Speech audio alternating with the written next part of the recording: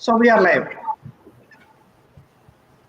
Very good morning, boys and girls, students, members, and distinguished guests. Our beloved guests, CA Abhishek Murali sir, Secretary SARC, and my colleagues in the Management Committee, Nita Kishore sir, Sikasa Chairman, and Gadam Shita Shireen, Secretary, and members who are watching this show, and my dear students. A very good morning once again, and welcome to the third day of the quarantine virtual simulated student seminar. This has becoming a first of its kind and becoming a grand success. In the initial day, we got about nearly 18,000 views, and for the second day, we got about 16,000 views for the second day program also. So the students are watching this seminar quite phenomenal, and I request everybody to kindly make use of the things because this seminar is designed in such a way that your efforts will not go waste. Even though you are not presenting any paper, as a delegate, if you can able to attend the seminar, say, take for example, the day before yesterday income tax, and yesterday it is GST, now it is the Companies Act. See, if you take a topic like public limited company or private limited company, almost near about 50 to 60 sections will be covered in that area. That efforts will not go waste for you, and it will be very, very useful for the exams also. Even likewise, it is the board meetings and also MOA, AOA, very, very important topics in the exam point of view also. Just if you can able to listen the things and share and if you can verify the material that are shared by our student resource person, it will be a really really be useful to you for the examination point of view. So I now request our branch secretary, Gadam Shita Shireen ma'am, to introduce our beloved chief guest of the day, CA Abhishek Murali sir, Secretary SARC. Thank you. Over to Shita Shireen ma'am.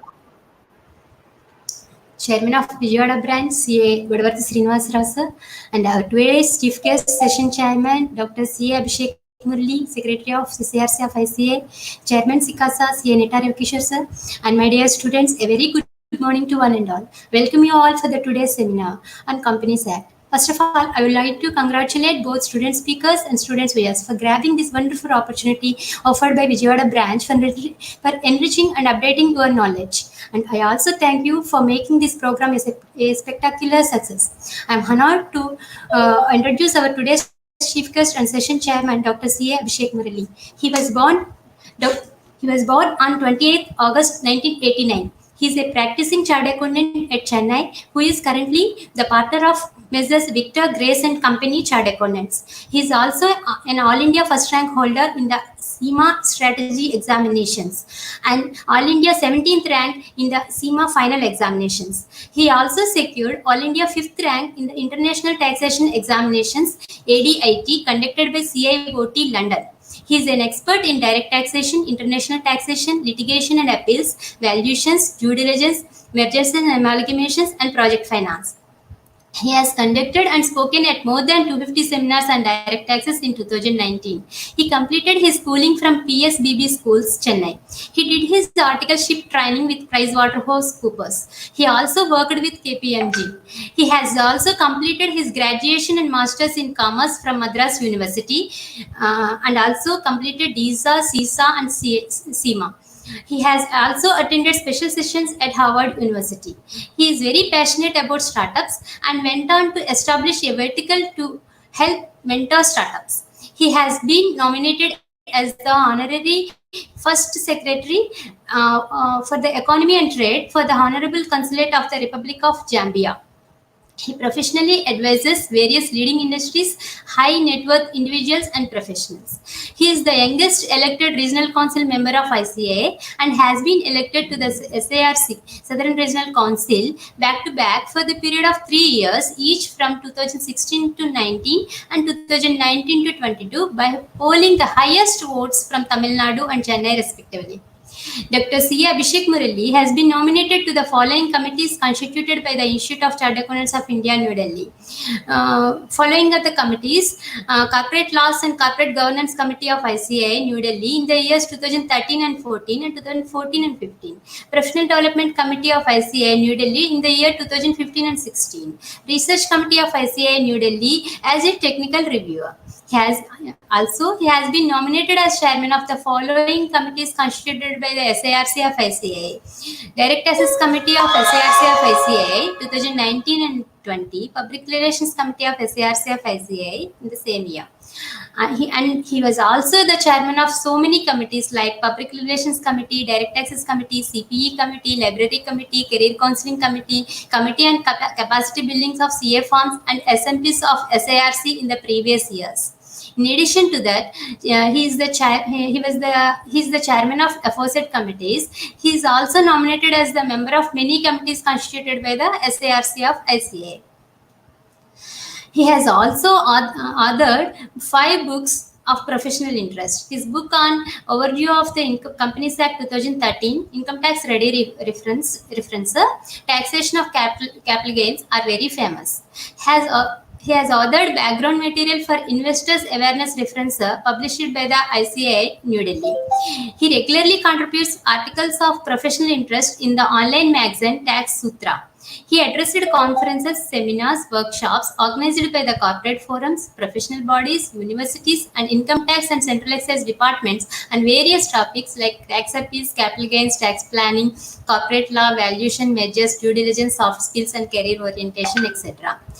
He also held various positions in various other forums like Executive Committee member of Hindustan Chamber of Commerce, AITPA, CAFI, YMCA, Institute of Internal Auditors, NGO Organization Deepam, Gymkhana Club of Library Committee of Chennai, Rotary Club of Madras, DLF Commander Scout Condominium, Madras Cricket Club and Presidency Club, Mylapore Club and Cosmopolitan Club, Golf NX and SVS Club. He is also an avid golf, badminton, squash, football, and table tennis player, and is a keen follower of the game of football. Abhishek Murli sir also regularly blogs and enjoy reading. The most important thing is he is hailed from a family of freedom fighters. I am very glad for getting this opportunity to read your profile, sir. Great profile. With this, I request Dr. C.A. Abhishek Murli sir, youngest secretary of SARC of ICA, to address the viewers. Thank you. Sir, mind you, sir, this is only the shorter form of the bio that given to us. If it is really a fuller form, is entire session will be going on for him only. Thank you, sir, and over to you, sir. Thank you. Respected Chairman of Vijayawada Branch, CA Srinivasa Rao sir, Secretary CA Gadam Shrita ma'am, Nita Kishore sir, and the various students and aspiring chartered accountants who are watching this program. A very, very warm good morning to all of you. First of all, I'd like to thank Secretary ma'am for reading my profile in such a nice way. Thank you so much. It felt so nice to hear that. I wish my wife was also listening. Then she would have also heard some good things about me. But that's on the lighter note. Thank you so much, ma'am, for a very wonderful introduction. Before getting into the motivational address that I will be sharing, the first thing I'd like to do is congratulate the Vijayawada branch for organizing a very, very wonderful quarantine program. As they say, these sort of occasions was very uncertain. People didn't know what was happening, whether they'll be able to attend classes, they'll be able to learn during this time. But setting up programs like this, seminars like this, is a great way to engage the students and keep them updated with the latest developments. So I really want to congratulate the Chairman Srinivasa Rao sir of the Vijayawada branch and the other members of the Vijayawada branch for taking this up and doing it in such a wonderful way. Let me straight away get into the address that I was told, the motivational address. Now, this is the third day of the quarantine session. So I'm sure most of you have been getting a lot of motivation already. So I am going to keep it brief before we go into the technical sessions, which I think is going to be the essence of the real program where you can learn. So let me first start out with naturally the feeling that the CA course is difficult. And if I was there face to face, I would say, raise your hands. How many of you think the CA course is difficult? And I would also raise my hand because not very long back, and as ma'am said that in her address itself, probably the youngest member in the council, so that means I can relate to the students more. And it was hardly 6 or 7 years back when I was in your seats and I was listening to programs like this. So I believe I'm able to understand some of your challenges a little better, and maybe I'll be able to relate to you. So yes, even I think the CA course is tough. Still today, even having passed CA more than 7 years ago, I get dreams, nightmares, as if somebody is putting fail in my CA examination paper. So that's the sort of impact this course has sometimes. So you feel that it's a very scary course, it's a very difficult course. So we can think about it. You wake up at 5 o'clock in the morning, you have to go to class. If you go, you have to get ready, you have to have a bath, wear your formals, go to your class. 6:15 class will start. If you are late by 5 minutes, your teacher will shout, "Why are you late? Why are you coming at 6:20?" Like that. Then after class, you'll go have breakfast. You have to run to your office where you're doing your articleship. You reach your office, you're late there by 10 minutes, your principal will shout, "Why are you late? You should have come on time," like that. And then after an entire day of your articleship, and you finish after working very hard that day, you get back to your house, you're going to have dinner, you have dinner late, your mother will shout, "Why are you having dinner late?" So throughout the day we are getting shouted at. So you get a feeling, "Oh, why am I doing this course?" You look at your friends, maybe your friends from BCom, or maybe your friends from school, maybe your friends from college. They are saying, "Let's go for a movie, come, let's go play cricket, let us go out for coffee, or let's go for dinner." And you'll say, "No, no, see, I am studying, I can't come." And then they'll say, "Why, when is your exam?" "Tomorrow I have an exam, I'm coming." "When is your exam?" You have to say, "My exam is 18 months away." So they'll definitely not understand why this fellow is studying for an exam 18 months away. Tomorrow's my exam, I'm relaxing, I'm watching movies, they'll think. But what we have to realize is the CA course is very different from the other courses. And why is it such a special course? Let me share a small story with you. It was hardly 4 months back when I was in the Kumbakonam branch of the CA Institute, and I was addressing the members there in a seminar. On the way back, I took a train and I was on the way back. I was sharing my compartment with a very senior gentleman. He must have been around 65 years or so. And it was late at night. He wanted to go to sleep and he was having some difficulty putting his that bed sheet and all. So I offered to help him. So I helped him. I set it up for him. And then he just asked me, "What do you do, young man?" I said, "Sir, I'm a chartered accountant." Immediately, the moment I said that, he said, "Oh, you're a chartered accountant. Sir, I have some doubts on GST. Sir, I have a doubt on tax. Sir, this happened in my office. What do I do about it? Income tax, this issue came. How do I handle this issue, sir? Please explain to me and please advise me, sir." So we had a conversation. We started. We were talking for almost 4.5 hours, and it was 2:30 in the morning. And finally, we decided to go to sleep. Where he exchanged his card with me. He gave me his card. I didn't ask for it. He himself voluntarily gave it to me.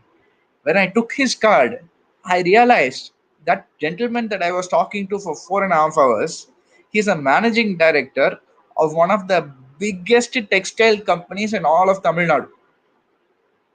Now, this gentleman has engaged with me for 4.5 hours.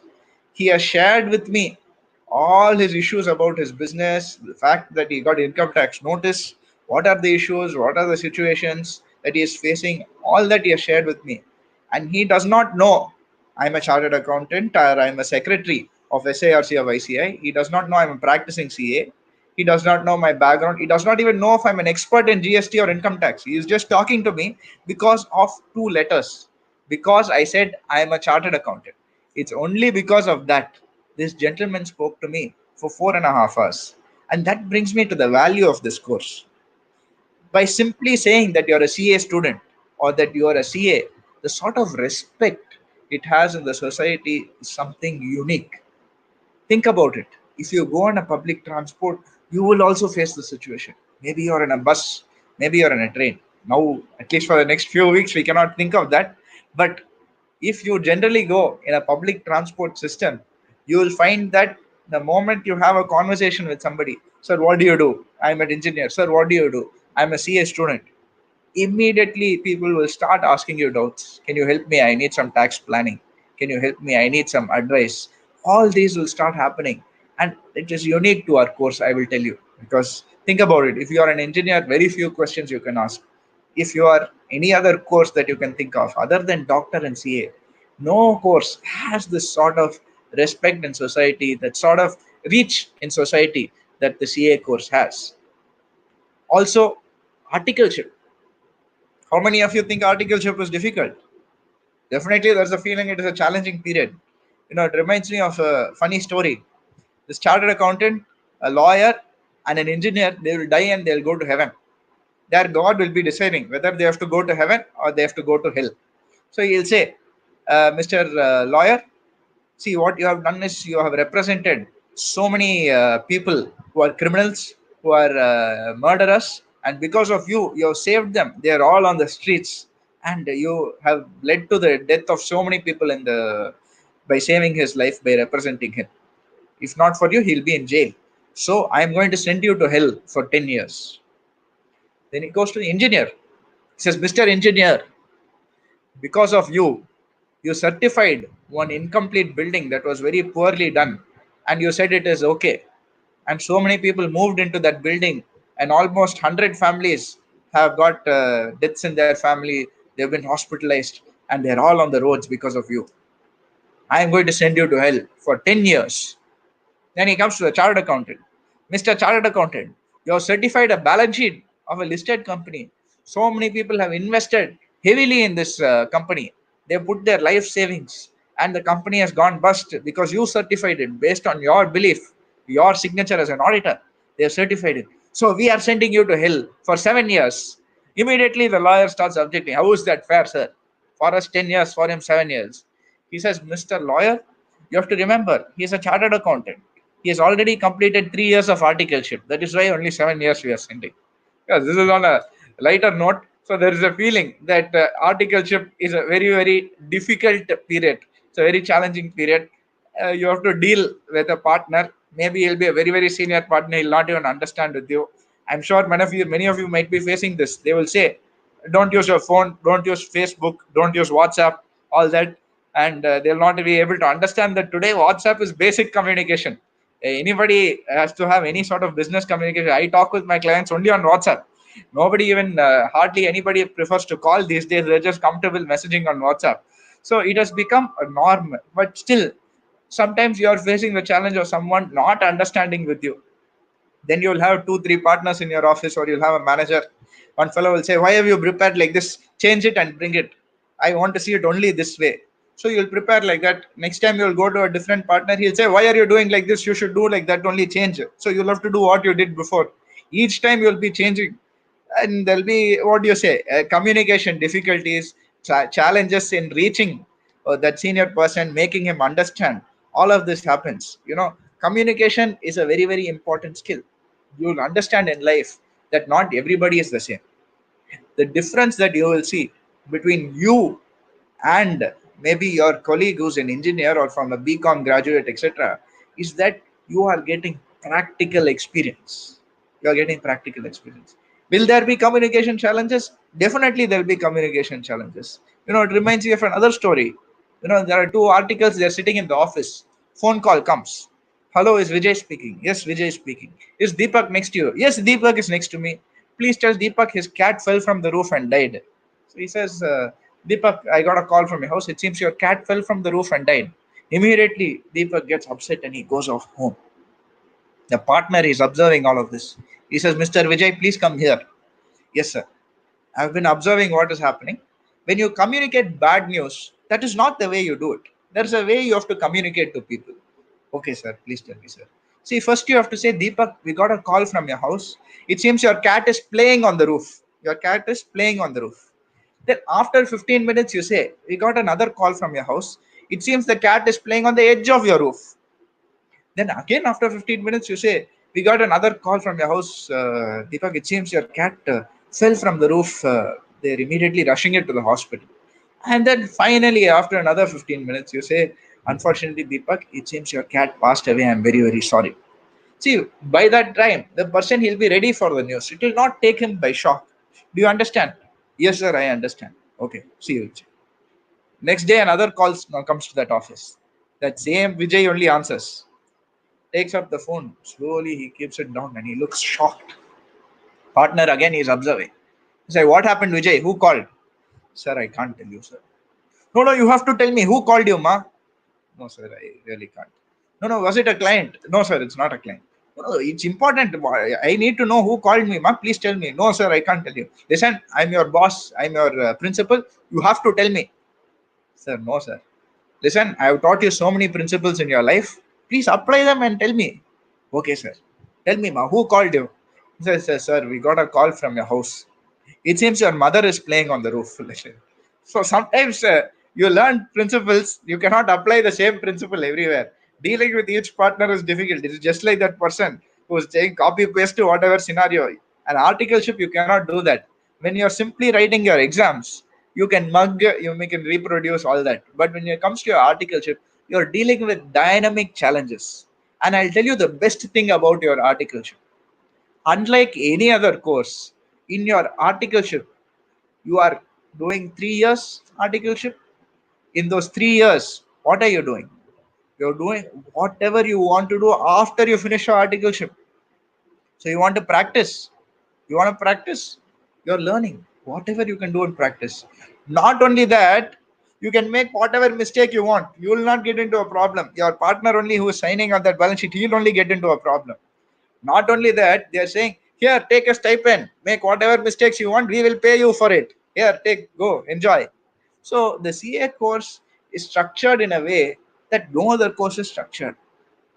And not only that, you have no retirement age when it comes to a chartered accountancy course. You can practice to whatever age you want. What can you do? You will only gain experience and knowledge in the course. Unlike a cricketer or a sportsman or a musician or any other, sort of employment that you can think of where you have a retirement age or where you cannot perform beyond a certain age. At the age of 40, most cricketers have to retire. Most sportsmen, 35 to 40, gone. Their career is over. When you are an employed person, 55 to 60 years, you have to retire. Government job, 60, gone. Even a judge has a retirement age of 65. Income tax commissioners, chief commissioners, CBDT chairman, all of them have retirement age. But you, as a chartered accountant, you have no retirement age. At the age of 60, you'll be getting so much work.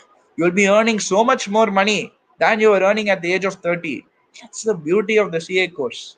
There are so many leading chartered accountants today across the country who are at the ages of 80 and 90 years of age, and they are earning so much money than they had ever earned before. Maybe they are not doing as much work, but that experience, that wisdom really matters in CA, and that starts from your articleship period. Everything, every year is an experience for you. And it reminds me because I did my articleship at the age of 17. In fact, my office could not give me they could not open a salary account in my name because I was not yet 18 years of age. They had to give me a check in my father's name. So I've been working almost since 17, and despite being so young, having more than a decade of experience at my age is rare. Not many people have it. And it is not only me. Anybody who has done the CA course also has that same benefit. So I two things are going to suggest as takeaways here. Articleship period is very important. Cherish that period. Yes, there are going to be difficulties. Yes, there are going to be challenges. But what will come out of it, the outcome of your articleship, will always be very, very fruitful. That brings me to my next point. If there are any viewers who are deciding about their articleship today, maybe you're doing your CPT or your inter or foundation as it's called now, in these cases, you may be advised by some people, do dummy articleship, don't do serious articleship. All these sort of words will come up. I am humbly requesting all of you, do not take up dummy articleship. Please try and do a serious articleship, because what will you will realize is what you learn from the books. What you learn from the books is only 10%. What you learn practically is 90% of your life. And you will remember every single thing that you learn practically for all your life. And it will serve you practically also once you complete your CA course. Or even let's take a scenario where you decide, I don't want to do CA anymore. Then whatever you studied in CA will have minimum help.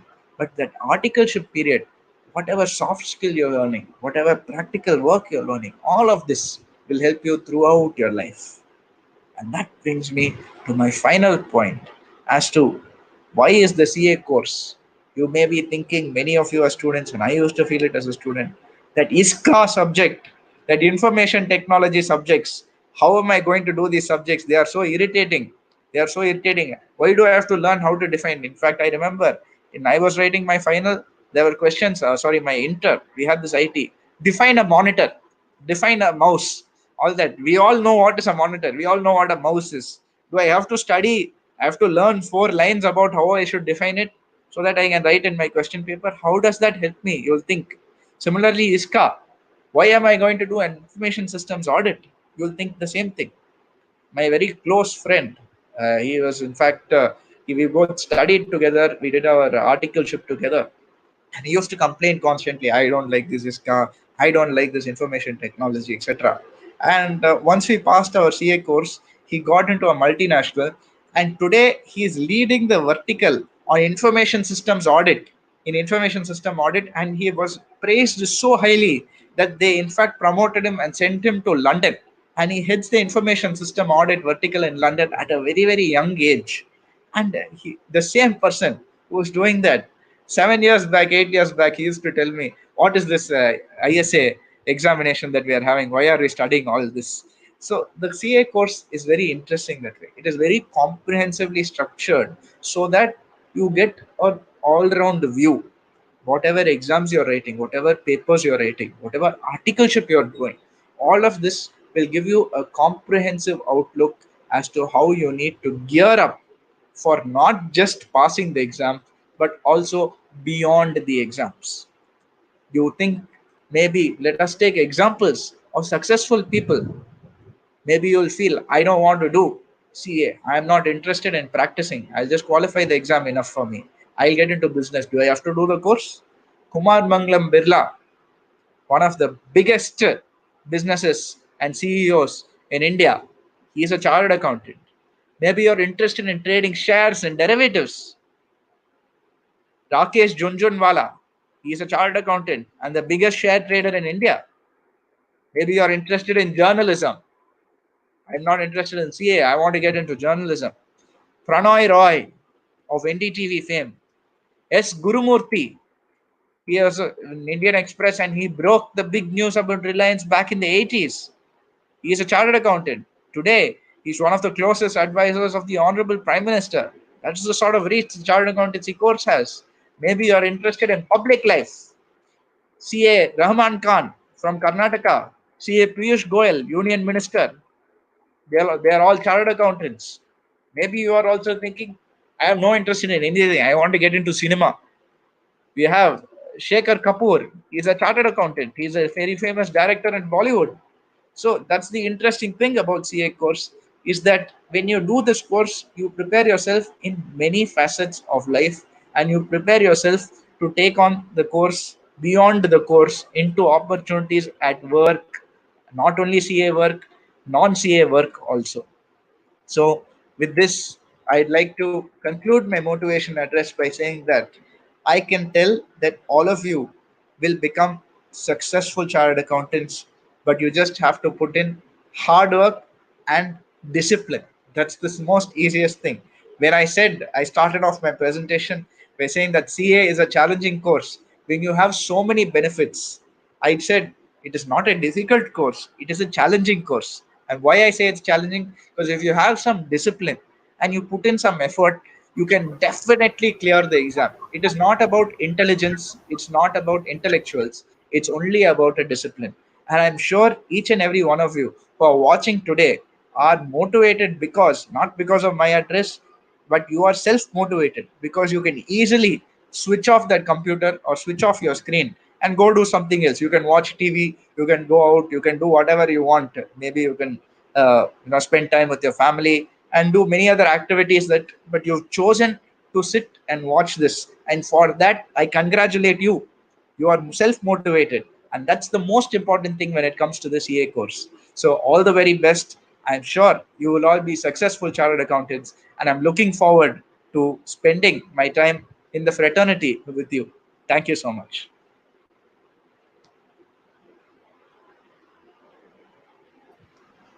Thank you very much, sir, for that motivational speech. and we request you to please stay on as the chairman of the technical session also. We will straight away start with our technical session. I think what will be the first topic? Is it on MOA and AOA? Yes, sir. Is it so? Yes, sir. So Vaibhav, are you ready to start your presentation? Yes, sir. Sir, Ravikishore sir, Yeah, before that, Abhishek Murali sir can give some introduction about the Companies Act and the topics and importance of the topics, so that people will start, the students will start the program one by one, sir. I think it will be nice in the product. Okay, sir. What are you, sir? Session chairman. I'll keep it brief, sir. Already, many people, I think, they are feeling that we have to start the program. Enough of talk. So I'm just going to keep it brief. MCA is going to be a very important area when it comes to both in your examination and when it comes to your practical life also. Subjects like MOA and AOA, meetings and directors, these are all concepts which have significant marks in your examination. So there's a big scoring sections when it comes to your examinations, and I'll suggest that it's actually quite easy. But what's important is to note the only challenge with these sections is that there are some days and all. So many days you have to have the meeting, so many days notice has to be there. And normally you will get case study questions or practical questions that come like this in your examination. So please pay attention to the speakers today. I'm sure they have done their detailed research. They're presenting their PPTs also, and this will bode well when it comes to your examination, because these dates and these PPTs will be a good summary point. If you take the BAR Act, you take the BAR Companies Act, it will be very difficult for you to pull out what is important for you. If you are able to follow today's section, and maybe if the speakers can share the PPT with whoever is watching, then it will go a long way in helping them revise faster when it comes to their exam dates. So they will be able to cull out the important section, the important dates very quickly when they are preparing. Last minute preparation before the examination, it will be very, very useful. Also, practically, usually ROC was not a major area earlier, but in the last few years, practice wise also, it has become a very important subject for everybody. So it's not only going to help you in your examinations, it will also help you practically. I'm going to keep this very brief, and I'm going to conclude over to the speakers, because even I'm looking forward to listening to the student speakers and learning from them in this process. Over to them. All the very best to all the speakers today. Yeah, Vaibhav, please unmute and please share your PPT. Thank you, sir. Vaibhav, share your PPT.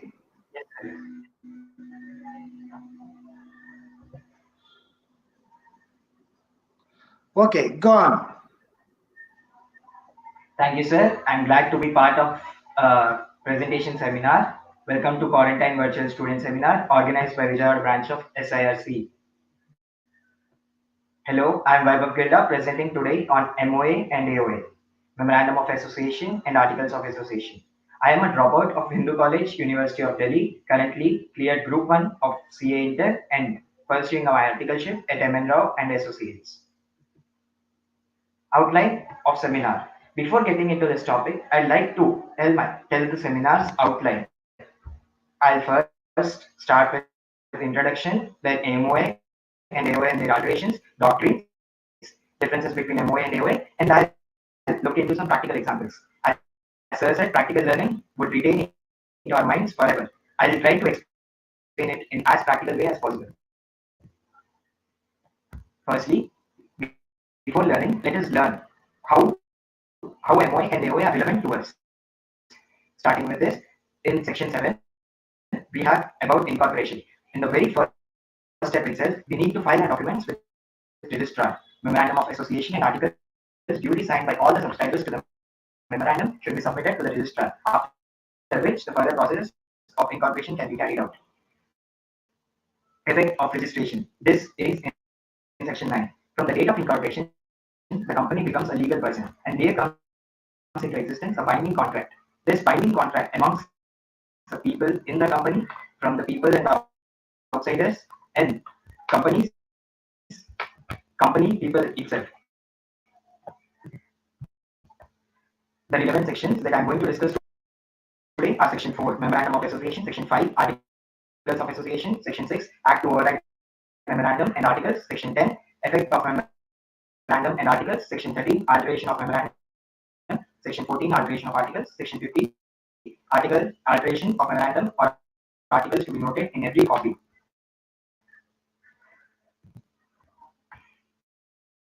Memorandum, along with articles, is considered as constitution of a company. As a country cannot survive without a constitution, similarly, a company cannot survive without its constitution.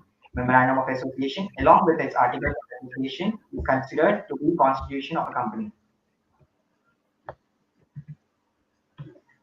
Let us get into first topic, Memorandum of Association, Section 4. As per Section 2, subsection 56, memorandum means the memorandum of association of a company as originally framed or as altered from time to time in pursuance of any previous company law or of this act. This is a vague definition. Let us understand word by word. Vaibhav, sorry to interrupt you. Vaibhav, can you hear me? There is an issue with your audio. Maybe try to switch off all the any other programs, close all the other windows which are open in your system or laptop for that matter. And also, if a fan is switch on, try to switch off your fan. We have some issue with your voice. One second.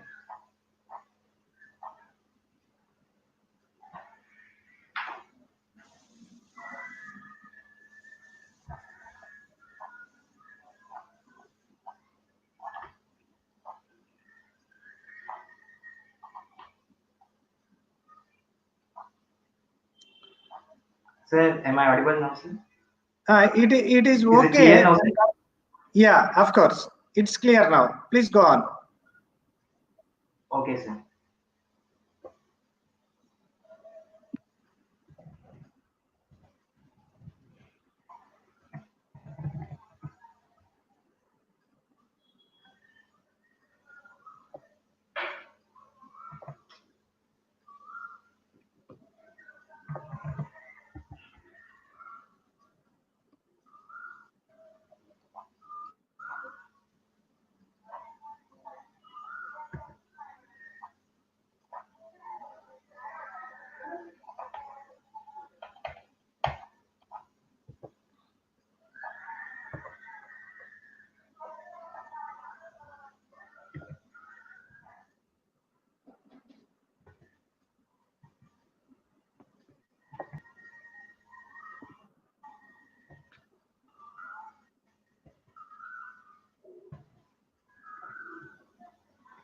Let us get back. Memorandum means the definition as per dictionary of memorandum is a short note serving reminder.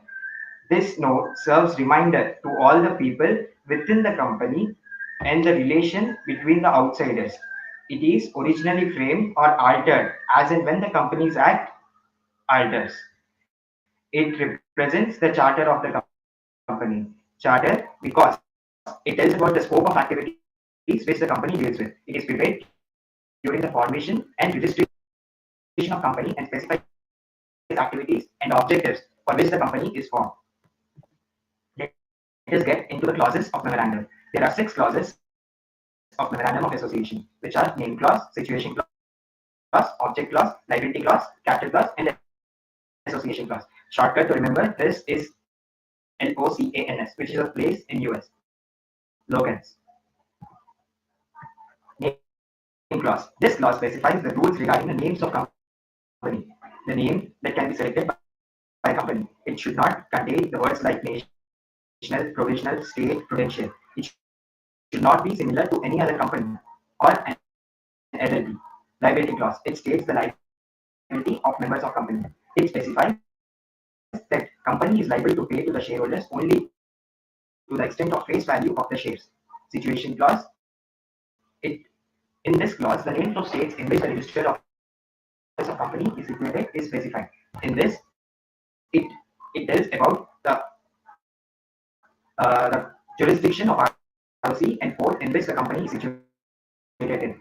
It states about the company's rationality too. Capital clause. It states the maximum capital that a company can raise to authorized capital, nominal capital. Nominal capital. Authorized capital. The authorized capital describes about the total capital of a company, which cannot be changed. Objective clause. This clause states the main objective for which the company is formed. Further, it is divided into main objectives, incidental objectives, and other objectives. Yeah, Vaibhav, sorry to interrupt you once again. We have a major issue with your voice, which needs to be corrected. What we will do is you pause your presentation so that we will go back to another speaker. After his presentation, you will be back. We will try to fix you.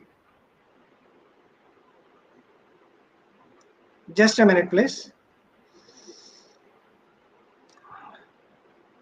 Sir, Abhishek sir, Yes, I think you have understood the issue.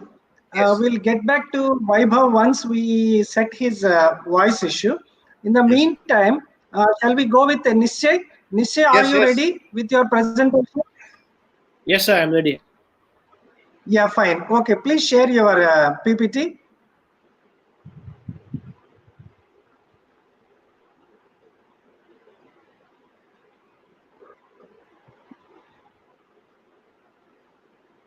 Yes, we got your PPT. Please go on with your presentation. Nischay.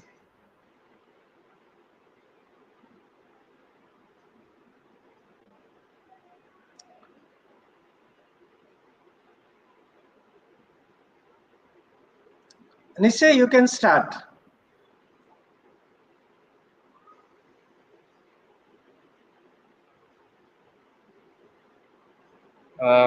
Nischay, you're on mute. We can't hear you.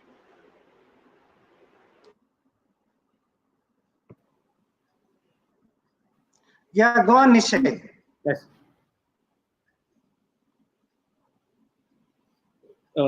Respected Chief Guest C. Abhishek Murali, sir, the Chairman of Vijayawada Branch G. Srinivas, sir, and the SICASA Chairman Nita Ravikesh, sir, and the Secretary Ma'am Sita Shrin Ma'am, and all my members and my dear students and friends.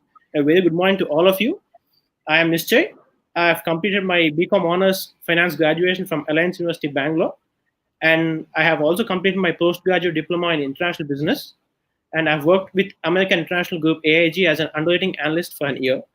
And later on, for the love of the profession, I've taken up chartered accountancy in the year 2018, and I've completed my CA Inter in the first step in both the groups.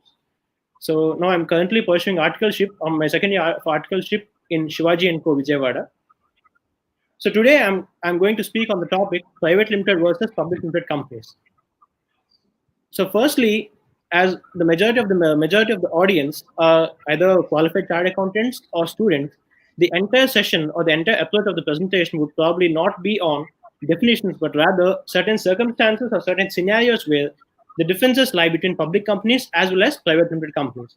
So, for example, I would be talking on topics like the loans to directors, the related party transactions, the quorum in the case of meetings, and certain other provisions in which there is a clear bifurcation between private limited companies as well as public limited companies. So going towards the presentation, firstly, a brief definition. So what is a private company? So as the definition says, as per 2 subsection 68, a private company means a company having a minimum paid up share capital, but previously this whatever omitted is there, it was 1 lakh. But in the latest amendment, it has been modified. So the private company can now have any amount of share capital without any restrictions. And the first and foremost restriction for a private company is the Act restricts the right to transfer its shares. So that is a primary difference between a public company as well as a private company. Yes, and also it limits the number of members. So except in the case of a one-person company, we all know in the case of one-person company there's only 1 member. But in the case of private companies, then the maximum number of members is only 200. And further, like when we count the number of 200. So the provision of the Act says that, so for example, let us say a husband and a wife jointly hold a share. So in such cases, the number of members shall only be 1 and not 2. So it depends on the share and not the number of members holding it. And also, while counting this number, we all know that in companies, in well-reputed companies or companies which perform really well, or companies which aim at employees' welfare, they often grant employee stock options to their employees. So in such cases, where employees either receive the shares in the form of a capacity in employment or capacity as a former employee, such employees are also not counted in the number. So it is other than employees, the number is 200. And then a private company also prohibits any invitation to the public to subscribe for any securities of the company. Definitely, because if at all it is taking money from public, it will definitely be called a public company, but not a private company. So these are the key differences which we would see. And then coming to public company, yeah, so this is the most student-friendly definition. If at all we get an exam, probably all of us would score full marks. So the definition says it's simple. So public company means any company which is not a private company, as it says. But then there's only one provision here, is that a subsidiary of a public company, even though it might be a private company in its articles of association, but for all the purposes under this act, such subsidiary of a public company shall be considered a public company, even though it is a private company as per its articles. I'm sure all of us are aware of this. So gist of the differences is this. So there are restrictions on transfer, and it prohibits invitation to the public, and it limits the maximum number of 200 in the case of private company, and the completely contradiction on the public company. And coming to number of members as well, a private limited company shall have a limit. Yes, sir? Nestor, I'm sorry to interrupt. Yes. Can you make the PPT full screen if possible? To click that next to the Zoom button. Start the presentation. Yeah. You want to slide again? No, this is fine. No, Yeah. because it will be bigger. The viewers will be able to see clearly. I'm sorry, I missed it. Yeah. So That's fine. yeah. So in the case of number of members, the private limited company, as we have all seen, it's minimum 2, and then the maximum is 200. And in the case of public limited companies, the minimum is 7, whereas the maximum is unlimited. So we might get a question where, what if the private company wants to increase the number of members from beyond 200? For example, if we take around 1980s, Infosys was started as a private limited company with a minimum number of members. And also at that point of time, when Companies Act 2013 was not enforced, the maximum limit was only 50. So in such cases, Infosys converted itself from a private company to a public company. And we know the rest of the story today, where it is and where it is standing, with a huge shareholder base, with huge capitals, and it's one of the leading IT providers throughout the world. So that is the capability of public company. So it comes where the main advantage, or the main economies of being a public company is access to unlimited capital. So that is one of the main reasons why majority of the companies go towards being public company. And also there will be one more question. Is every public company a listed company? I would say no, because every listed company is a public company, but not every public company need not be a listed company. We as well have unlisted public companies as well. Yes, and coming to the number of directors, in a private company, there are minimum of 2 directors and a maximum of 15. And where in the case of public company, we have minimum of 3 directors, whereas maximum 15. However, in both the cases, although the maximum is only 15, the company, by means of a special resolution in its general meeting, may increase the number of members to beyond 15. Prospectus. We have seen the initial slides where a private company cannot accept any investments from the public. So prospectus, as we all know, is nothing but any document which accepts, or any document which is publicized or circulated to the public to subscribe for the securities of such company. And here securities may include share capital, debentures, preference share capital, mutual funds, government securities, everything. So when a private company necessarily cannot avail any funds from the public, it definitely cannot issue such prospectus as well. Whereas in the case of public company, where public can subscribe to securities, it definitely has to issue a prospectus in order to avail funds from the public. Coming to the quorum, so as the Companies Act says, quorum is the minimum number of members required for a meeting to be called a valid meeting. So meeting where other points are discussed, a quorum should be present for a meeting to be called as a valid meeting. So in the case of a public company, let us say in the case of public company, it is if the number of members are up to 1,000, then in such cases, 5 members personally present. Here the PP indicates personally present. We shall discuss what personally present indicates. And then in case the number of members are 1,000 or more, but less than 5,000, then in such cases, the quorum shall be 15 members personally present. And in the case of numbers more than 5,000 or more, then in the case it is 30 members personally present.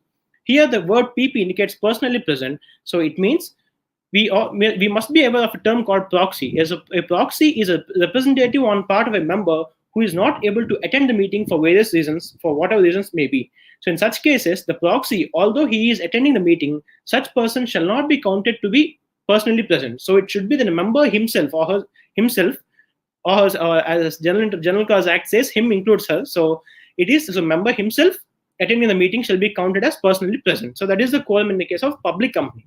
Whereas in the case of a private company, 2 members personally present shall be the quorum for a meeting. So in the case of private company, the quorum, that is the number of members, if 2 of them are present, such meeting can be termed as a valid meeting. And then coming to managerial remuneration, yes, definitely the Companies Act poses, I would say, most stricter regulations as well as guidelines for managerial remuneration, because if we see a public company in which public are substantially interested, that is, the public has put in their money in the company with a hope that the company would perform well. And once the company performs well, what if the entire profit is taken by the key managerial personnel, like the managing director, whole-time director, or the manager? So to avoid such circumstances, the Companies Act has placed some restrictions on the managerial remuneration which can be taken by public company, because the only reason here is the public are substantially interested.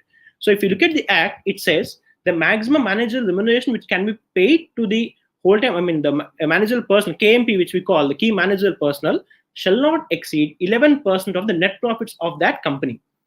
However, so let us take an example. I would say a funny example maybe, probably tomorrow when Akash Ambani or Anant Ambani takes over the reins of Reliance, probably their father built Antilla. These guys want to build something more, maybe something richer than something costly or something posher. So probably 11% is not enough for them. So in such cases, can they take more than 11%?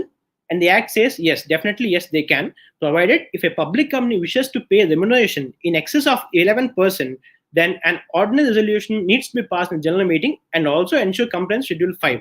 So here, Schedule 5 clearly mentions on the remuneration of which the managers can take. It lays down various guidelines as well as instructions. So yeah, previously this ordinary resolution was special resolution, but however, as per the amendment, a public company, once it passes ordinary resolution, it can take the KMP can take remuneration in excess of 11%. And in the case of private company, definitely, whatever, there are no restrictions applicable for them. They are free to give whatever remuneration which the KMP desires, so provided as per the articles and agreement, definitely. So whenever we are recruiting some key managerial personnel, we would definitely emphasize on having an agreement. So whatever the agreement governs, or in the absence of agreement, whatever the articles of association provides, that shall be the remuneration for such KMP in the case of a private company. Next, types of share capital. So in India, every company shall have share capital only in the following means, that is either equity capital or preference. And also among equity, we have bifurcation as to equity share capital with voting rights and equity share capital with differential voting rights. So here the differential voting rights might be either in terms of dividend voting or otherwise, as the Act clearly mentions. In India, there are only few companies which have issued DVRs, that is, one is Future Retail Group and the other Tata Motors have issued equity share capital with differential voting rights. And coming to private company, there is an exemption for private company wherein a private company is free to issue any kind of class of shares which its investors are willing to take. So up to definitely, because it is only usually private companies are closely held, it is up to such company, and maybe it is governed by its MOA or AOA to issue whatever kind of class of shares which the private company chooses to. So that is completely at their discretion, and the Act does not restrict them from offering any kind of shares. So mainly the impact of this exemption given to private company is to enable hassle-free and issue special class of shares to the investors. So basically hassle-free and procedural delays, whatever they can choose. And coming to public deposits. So the public deposits came into the Companies Act like a most stricter provision, or the advent of public deposits saw major keen and interest after what we call the infamous, the Sahara scam or Sahara scandal, whatever we are calling. So because there was a scandal definitely involved defrauding the share depositors, so the Deposits Act has become more stringent from that time. So as per the Companies Act, there are quite a amount of regulations where the public company may accept deposits, provided it meet the category of eligible companies, net worth, and such other criteria. Apart from that, a public company who is willing to accept deposits from the public needs to do the following provisions as mentioned here. That is, it should first obtain a credit rating from any valid credit rating agency such as the CRISIL, ICRA, or whatsoever. And then such companies shall maintain the deposit repayment reserves definitely. And then they should provide a circular to the public about their financial position at the current stage. And then also they have to avail deposit insurance on such deposits accepted in order to ensure security to the depositors. However, in the case of private company, they are free to accept deposits provided such deposits does not exceed 100% of their paid up share capital and free reserves, and also they can only avail such deposits from its members and not anyone other than its members. Provided that also every public company or private company who are accepting deposits shall file or furnish the details of such deposits in Form DPT3, as we all know, by payment of requisite fees and upon the due dates and such other procedural compliances. And then coming to private companies, a private company may also accept deposits from its relatives, provided that the relative must give a declaration in writing, so stating that such funds have not been obtained by such relative, either not from bank or not from deposits, accepting deposits, not from any others, but out of his own funds. So basically, the provision here states that such relative should also give money to the company from his own funds, but not from other sources where he availed it, and also the company shall disclose the same in its board's report. So this is with respect to private company. And coming to resolutions and agreements. So definitely we are well aware that any company passes quite a number of resolutions and agreements during its tenure or ordinary course of business. In the case of public companies, they are required to file copies of such resolutions and agreements to the company, to the registrar as on due date by paying requisite fees, as well as duly signed by respective authorities.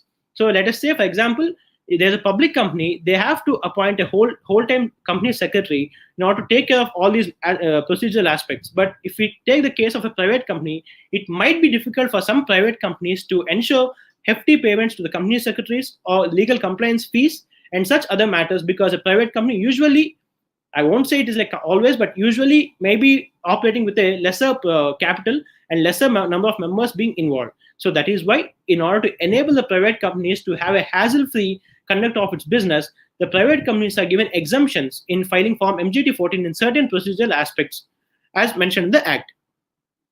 Next, our most favorite matters, that is the auditor matters.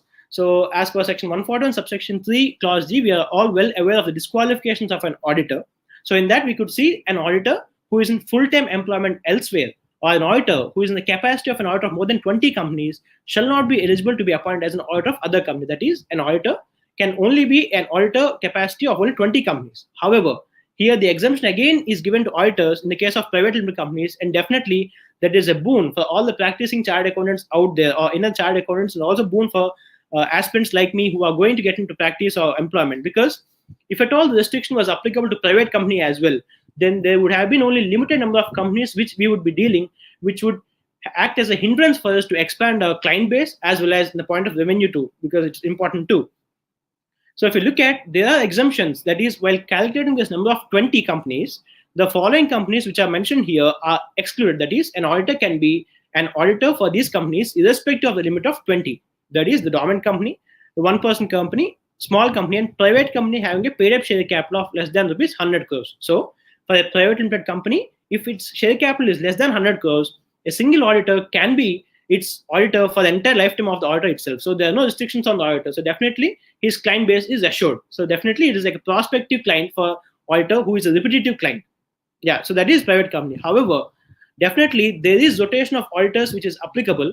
However, rotation of auditor is only applicable definitely for all the listed companies. And apart from that, unlisted public companies having a paid up share capital of rupees 10 crores or more, or private companies having paid up share capital of 20 crores or more. Only in these cases, rotation of auditor rules apply. So rotation of auditor is nothing but a company shall not appoint an individual as an auditor for one term of 5 years, and not a firm for 2 consecutive terms of 5 years. So this is also again to give more chances to the newly qualified chartered accountants. So let us say, for example, there's a big X firm which is huge with almost like 30-40 partners.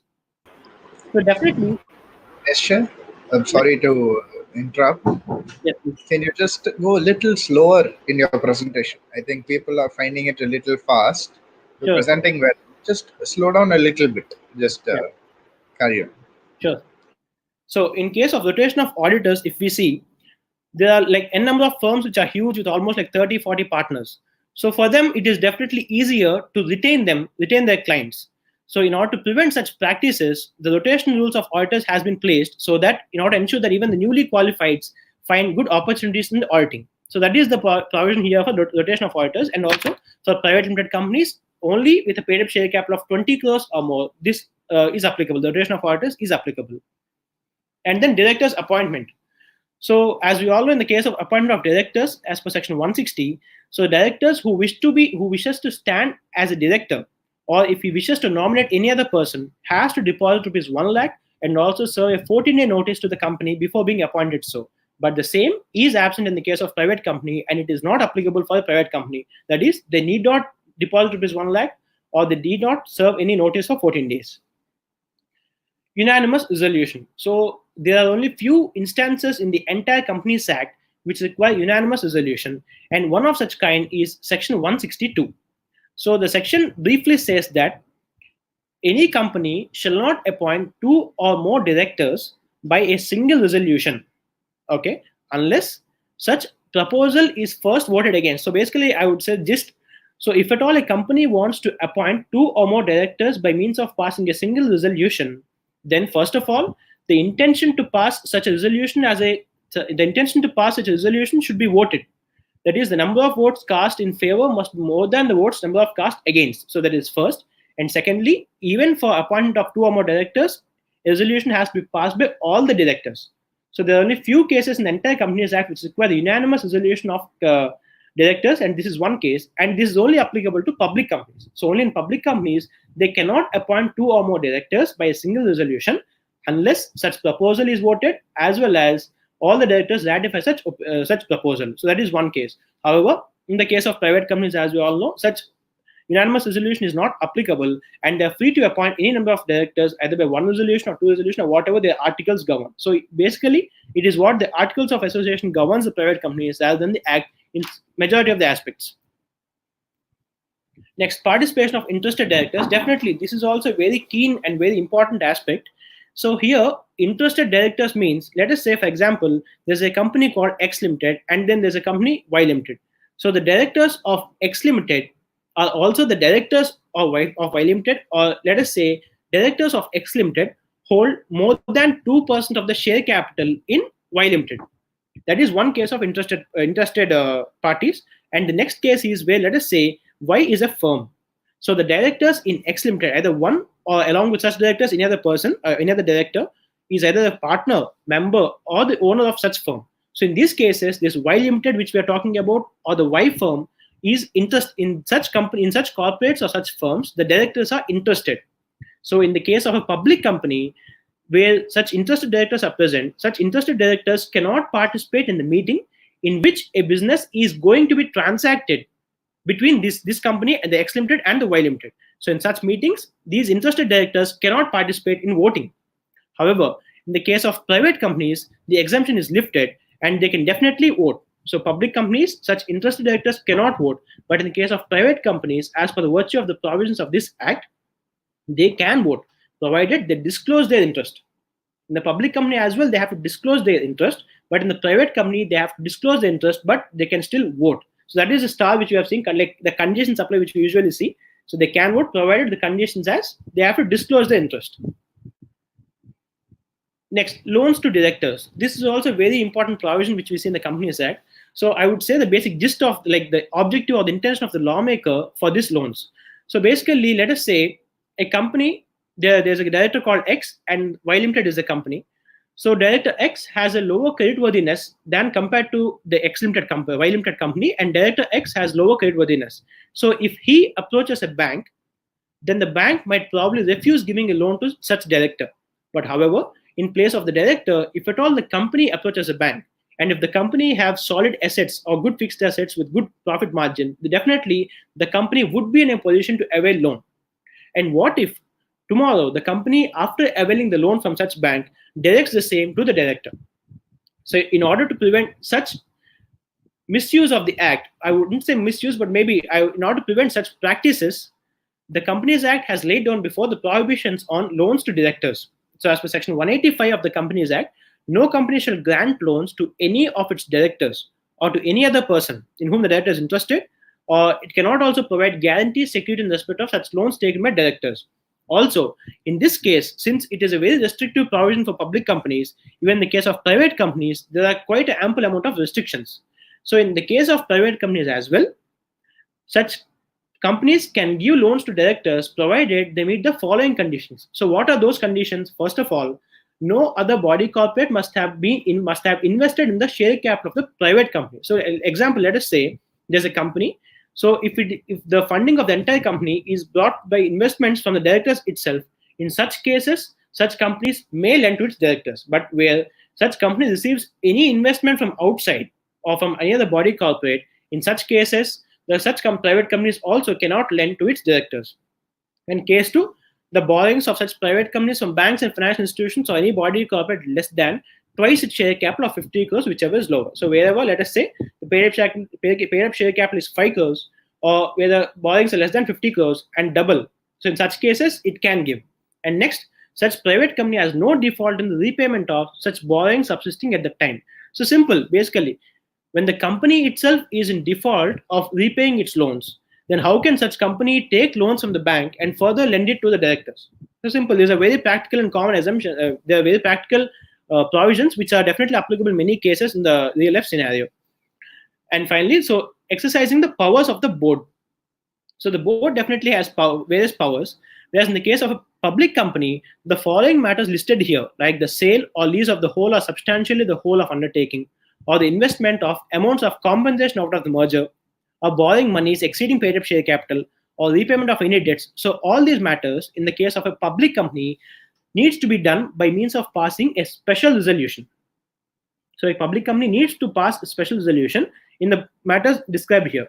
But whereas in the case of a private company, so it shall not be applicable, and whatever actions they can take, the directors are definitely empowered to take such actions, provided the articles should be governing. So as we already dealt with, in majority of the provisions, it is articles which govern the private companies rather than the act, because it is a closely held company. So this would enable the private companies to mitigate procedural delays. Definitely, see, if at all we have to pass special resolution for every matter which we are discussing here, definitely it would take a lot of time. So that is why, in order to avoid any procedural delays, private companies has been given this relaxation. So we have seen that public companies and private companies definitely have some perks on each other's side. So do we always assume that private companies are only small? Do they have more constraints, like they can't expand beyond the horizons? I would say definitely no, because all of us might be aware of OEMs, which we usually deal with in their day-to-day life. So that is the Oracle Stays Private Limited. It's still a private limited company, but still the company, Ritesh Agarwal, who was the founder of such company, is going to be the emerging largest hotelier of the world, and not just India, of the world. So that is the capacity of a private limited company as well. So definitely it depends upon what the company's objectives are and what the management's objectives are. What drives the company, what is the vision and the mission of the company is what it ultimately decides about where the company goes, and not the public limited as well as private limited company. So, but only advantage or perk of a public limited company would be unlimited access to capital. So that is the only thing which would partially differentiate a public company as well as a private company. So by this, I would like to conclude my presentation, and I would like to thank the chief guest, the chairman, the SICASA chairman, the secretary, and all my dear fellow viewers and members for providing me this opportunity. Thank you. And also I would advise you, please stay home and please stay safe. Thank you. Thank you so much, Nischay. Very wonderful presentation. In fact, I was just going to tell Nischay, we'll give you another 5 minutes, you can conclude, but he perfectly was able to conclude the session himself, and a very well planned out session. As far as feedback for speakers concerned, I'm not going to go too much into the technical aspects, because very clearly he has done the research, and he has done the hard work of going through the sections and getting out information. In fact, he presented in a very nice manner. He was able to weave in some examples, some jokes also. It's a very nice. Always any good presentation you should be able to give in examples, practical stories, and also share jokes if possible. So he very naturally spoke. I'm very happy with that. Your body language also was very good, Nischay. I appreciate that also. Probably the one thing was, as I already interrupted you in between, your speed was a little fast. I was able to follow, but what you have to remember is, when you are presenting, especially in a webinar model, what happens is they will not be able to grasp. There will be too much information. They're trying to look at your PPT also. They're trying to follow what you're saying also. So you have to slow down a little bit. But that was the only point that I could think of. But excellent presentation. A lot Thank of good research done. Thank you. Probably what you can do is share the PPT also, so Sure. that it will be very useful for other students or even the members who are watching. So good Sure. presentation. Sure. Thank you. Thank you. Nita Ravi sir, should we now move on to Vaibhav again, or shall we move to Avinash? We'll go with Avinash now, sir. Okay. So we'll go with Avinash, and Avinash, I welcome you to make your presentation. Thank you, sir. Avinash, Thank you, sir. I am Venkat Avinash from Brahmaya and Co. Article student, Vijayawada. please share your PPT, Avinash. Okay, sir.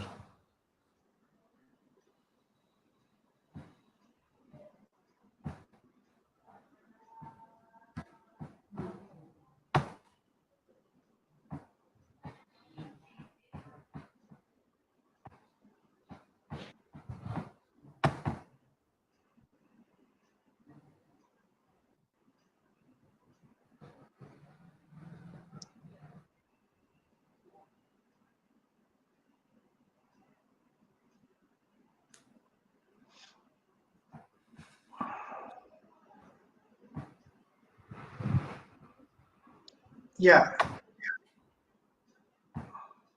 Run in the presentation mode. Okay, sir. That's fine. You can go on. Okay, sir. Let me discuss first about board meetings. Meetings of the board deals with section 173, and whereas quorum for the board meeting deals with the section 174. And where in meetings of the board, frequency of the meeting of the board, preparation of the notices for meeting of the board, and last we can deal with the agenda of board meeting. You can see frequency of the meeting of the board is nothing but how many times does the board has to hold the meeting. We can see that if first board meeting shall be held within 30 days of the date of incorporation. Minimum 4 board meetings for every year. Maximum time gap between the two consecutive board meetings is 120 days. Here SS1, that means secretarial standard on board meetings SS1 clarifies that board shall meet at least once in every calendar year with a maximum interval of 120 days between any two consecutive meetings of the board, such that at least 4 meetings are held in each calendar year. Here we can see that we have 3 conditions. That is, in every calendar quarter, in every calendar quarter, a meeting has to be held with maximum interval of only 120 days between any two consecutive meeting of the board, such that Avinash, sir. sorry to interrupt you. There is some pop-up on the screen. Can you just close that pop-up, Avinash, in green color? Yes, that one. Okay, sir. Thank you, sir. Thank you, Avinash. Sorry to interrupt. Please continue. SS1 means secretarial standard and board meetings. They have to is issued by the ICSA, that is Institute of Company Secretaries of India. In SS1, they are clarifies that we have 3 conditions. That is, first condition is in every calendar quarter we have 1 board meeting, and the second condition is maximum interval of 120 days only can be consecutive between 2 board meetings. And they also laid down third condition that 4 meetings are held in each calendar year. But one exception is that in the year of incorporation, it shall be sufficient that in addition to the first meeting to be held within 30 days of the date of incorporation, the company need to be held only 1 meeting in every remaining calendar quarter in the year of incorporation. Let me detail this with one example. Suppose example 1 is, if the company is incorporated in May 30th, that is the date of the incorporation of the company. Suppose the date of incorporation of the company is May 30th, then what is the due date? What is the due date to conduct the first board meeting for the company? That is 30 days of the date of incorporation, that is June up to before the June 29, the meeting has to be held. Suppose the first board meeting is conducted in June 15, then I'm asking question that what is the due date for the conduct of the second board meeting? For this, we have to satisfy two conditions. That is, not more than 120 days shall be consecutive between two board meetings, and for every calendar quarter there must exist a board meeting. So, what 120 days from June 15 is, let me calculate this, October 18. October 18. Second condition is, what is the calendar quarter end? That is September 30th. Because for April, May, June, this is one quarter. The meeting is held in June 15. So for first quarter, the meeting has to be held. For July, August, September quarter, September 30th is the last date for the end of the quarter. So September 30th or October 18, whichever is earlier, because we have to satisfy both the conditions. So whichever is earlier, we have to be taken. So before September 30th, the meeting has to be held. I think you have to understand.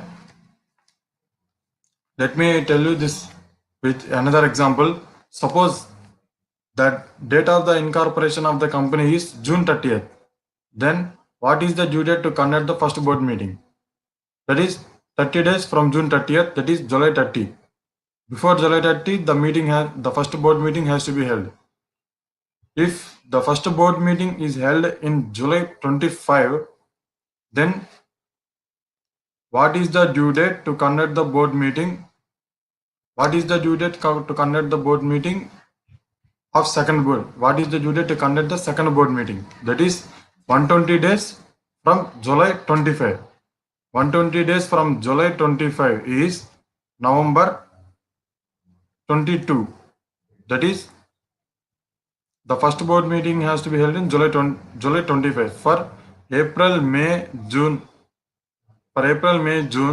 there is no need to conduct board meeting, because they have given the exception that in addition to the first meeting to be held within 30 days of the date of incorporation, it shall be sufficient to hold one meeting in every remaining calendar quarter. They have said that in every remaining calendar quarter. So April, May, June quarter, there is no need to hold the board meeting. So what is the second due date? What is the due date to hold the second board meeting? That is April, May, June, no board meeting. July, August, September, they have to conduct the board meeting. That is, they conduct the board meeting in July 25, it shall be sufficient. Then September, October, November, December quarter, they need to conduct one board meeting. So what is the end date of the October, November, December quarter? That is December 30th or November 22. November 22 is 120 days from July 25. So whichever is earlier, November 22 is earlier. So the second board meeting has to be held in November 22. I think you understand the topic. So what is the exceptions or special cases for the frequency of the meeting of the board?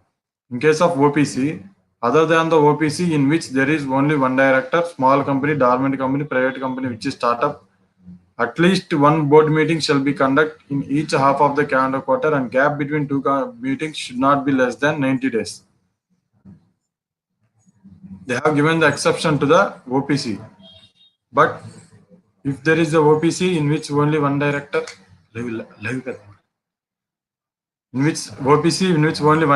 small company, dormant company, private company, which is startup, at least one board meeting shall be conducted in each half of the calendar year. In previous case, we have seen that. Here we have in every calendar quarter. But whereas in this case, they have said that in each half of the calendar year, and in previous case, the gap between the board meetings should not be less than 120 days. Whereas in this case, the gap should not be less than 90 days. Whereas in case of Section 8 companies, the provision shall apply only to the extent that Board of the directors of such company shall hold at least one meeting within only company shall hold at least one meeting within every 6 calendar months. I think you understand the topic. And let us move to the next. Preparation of the notices for the meeting of the board. Here they said that unless the articles prescribe a longer period, that means the Act requires that not less than 7 days notice in writing shall be given to every director at registered address as available with the company. That means Act is prescribing that at least 7 days notice must be given to every director. But in the articles, they may write that at least 10 days notice must be given to every director for the meeting of the board. SS1, that is Secretarial Standard and board meeting provides that a notice in writing of every meeting shall be given to every director either by hand or by speed post or by register or by fax mail or by email or other electronic means. It will not be given by ordinary post. In case the company sends the notice by speed post or by register post or by courier, an additional 2 days shall be added for the service of the notice. Case law, that is Parameswari Prasad Gupta versus Union of India. What this case law do that? If the notice of the meeting is not given to any one of its directors, the meeting of the board of the directors is invalid and the resolution passed at the meeting is inoperative. That is, the board meeting is not effective and the decisions taken at that meeting is also inoperative. Agenda of the board meetings, that is, the Act does not prescribe such requirement to circulate the agenda. However, good governance envisages such requirement. Secretarial standard provide exhaustively on the agenda management. Here, agenda, what is meant by agenda means what we have to discuss at the meeting of the board shall be laid down in the agenda. It shall be sent along with the notice or it may send after the notice. Secretarial standard on board meeting. They have to provide exhaustively on the agenda management. What they provide that not less than 7 days notice in writing shall be given to every director at the registered address of the company applied for adjourned meeting also. That means 7 days 7 days notice in writing must be given to the every director. SS1, that is provides that agenda of the every meeting shall be given to it. Like the notice, agenda of the board meeting shall be given to every director either by hand or by speed post or by register board or by fax mail or by email or by other alternative means. It is also like notice, it will not be given by ordinary post. In case the company sends the agenda by speed post or by register post or by courier, an additional 2 days notice shall be added for the service of the notice. Special consideration for agenda. Notes on the items of the business which are in the nature of unpublished price sensitive information. That is here it is the confidential information, such that confidential information may be given at a shorter period of time than stated above, with the consent of the majority of the directors, which shall include at least one independent director. Supplementary notes, that is the additional notes may be circulated at the meeting or before the meeting, but shall be taken up with the permission of the chairman and with the consent of the majority of the directors present in the meeting, which shall include at least one independent. Here we have to lay down the stress on and here permission of the chairman and the consent of majority of the directors present in the meeting we need. And in majority of the directors also, it shall also include at least one independent director. What quorum for the board meeting? That is what minimum numbers. If the only one member is present, we cannot consider it as a meeting. So, what is the minimum number to constitute a meeting? That is 1/3 of the total strength of its directors or 2 directors, whichever is higher. Suppose if the company has 15 directors, what is the 1/3 of 15? That is 5 directors or 3 directors, or 2 directors, whichever is higher. So 5 directors is higher. So for such company to constitute a meeting, a minimum of 5 directors shall be present. It is not applicable to the OPC in which there is only one director, because if there is only one director, how a minimum 2 directors shall be formed. So this is not applied to the OPC. Act lays down only minimum number to form a quorum. Company by its articles may provide for a higher number of quorum. If the board meeting is adjourned for want of the quorum, and at the adjourned meeting also no question is present, meeting stands dissolved. Adjourned board meeting is the continuation of the original board meeting.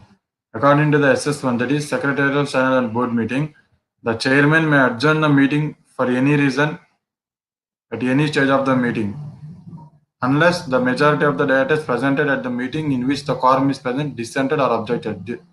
What is the meaning of this sentence is, the chairman may adjourn the meeting for any reason, but the majority of the directors who are presented at the meeting in which the quorum is present.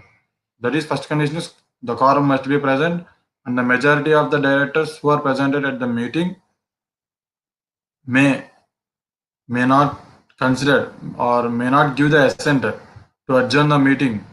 To adjourn the meeting, that is the decision taken by the chairman of the meeting. So then the meeting shall not be adjourned.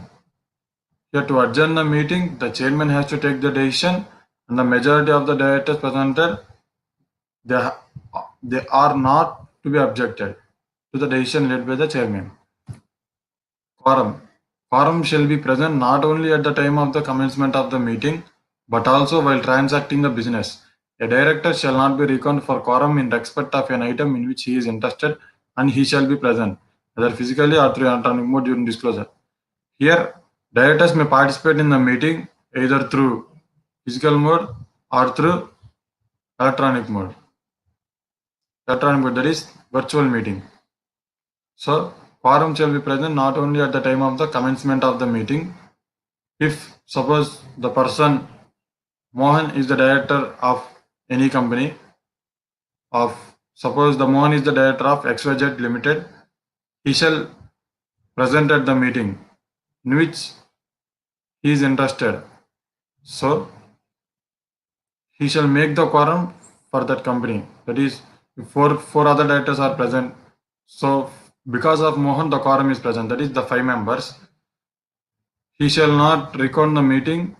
He shall, that what is mean that he shall not constitute the quorum for such purpose after discussion of that matter.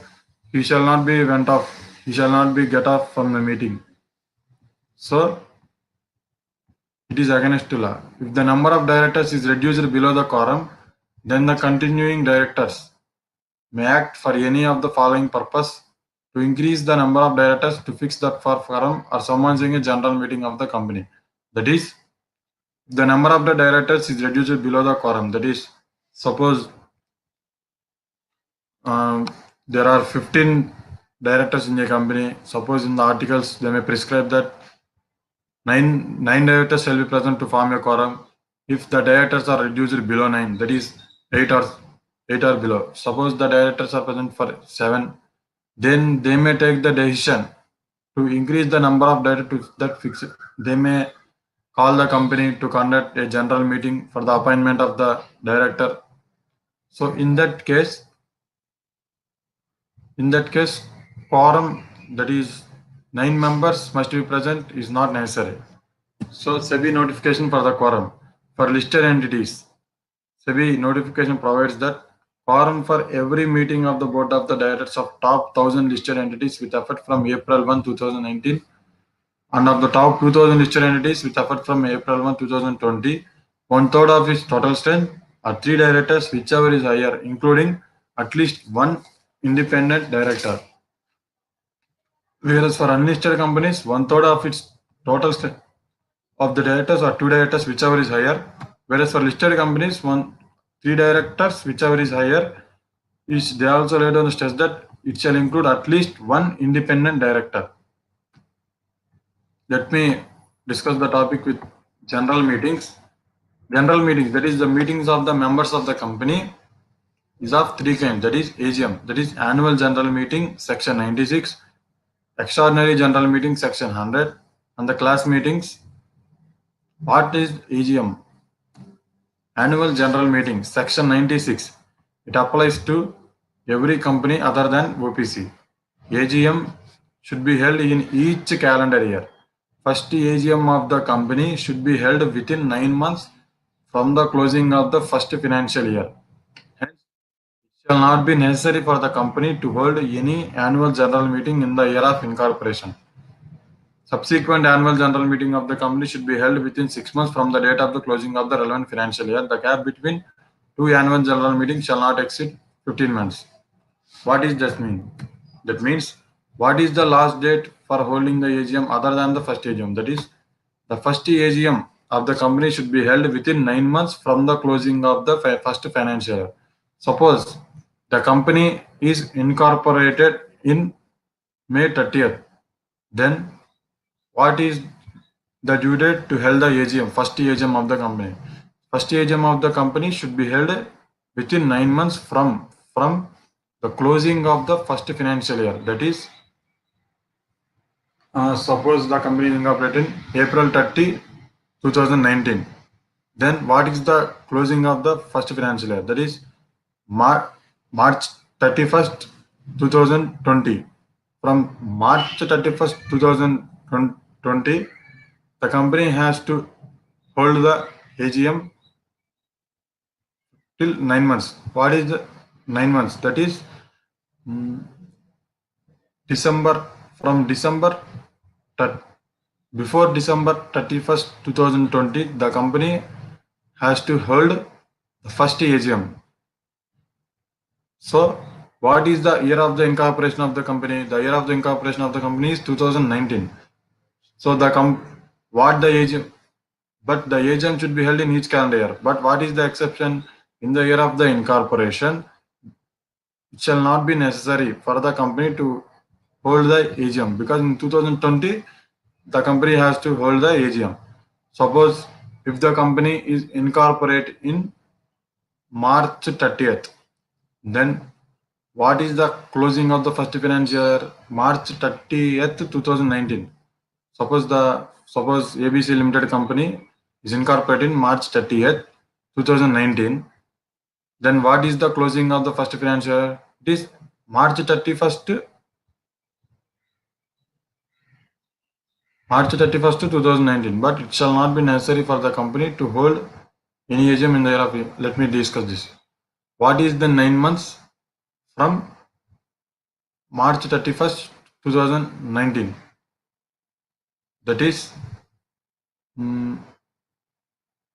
December 31st, December 31st, 2019. So, here in this case also, it shall not be necessary for the company in the year of incorporation to hold any AGM in the year of its incorporation. Here, year of the incorporation means it is financial year but not the calendar year. But AGM has to be held in every calendar year.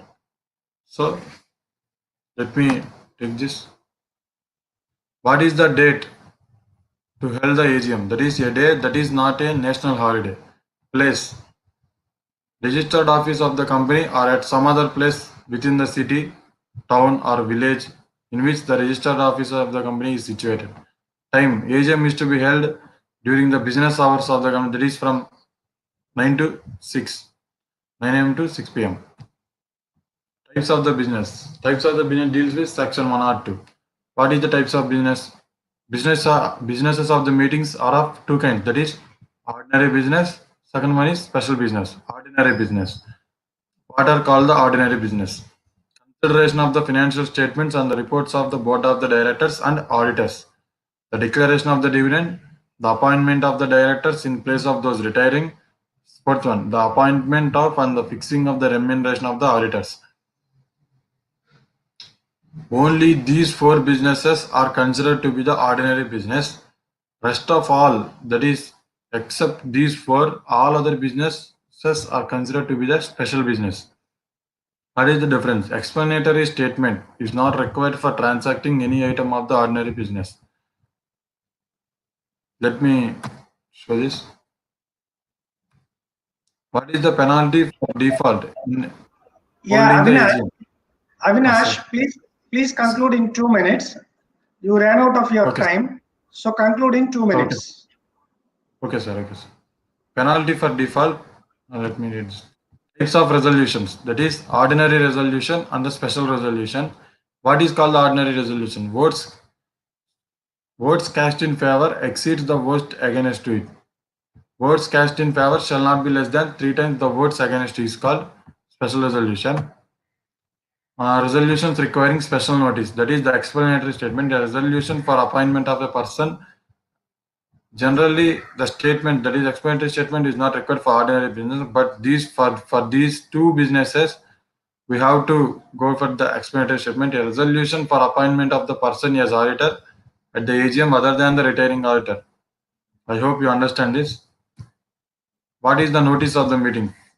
Notice of the meeting. Just we have to discuss important points.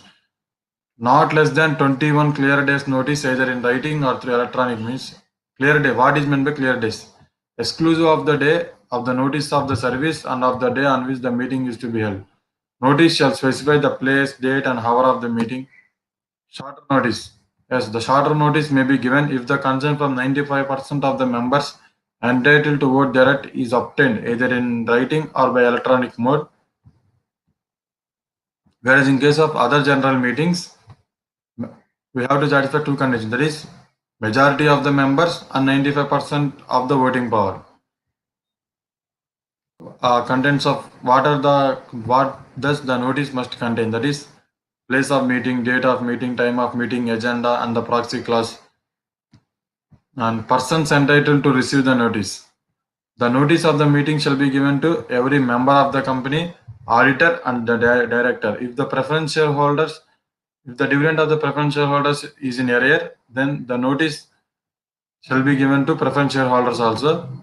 What is the statement to be annexed to the notice? That is explanatory statement.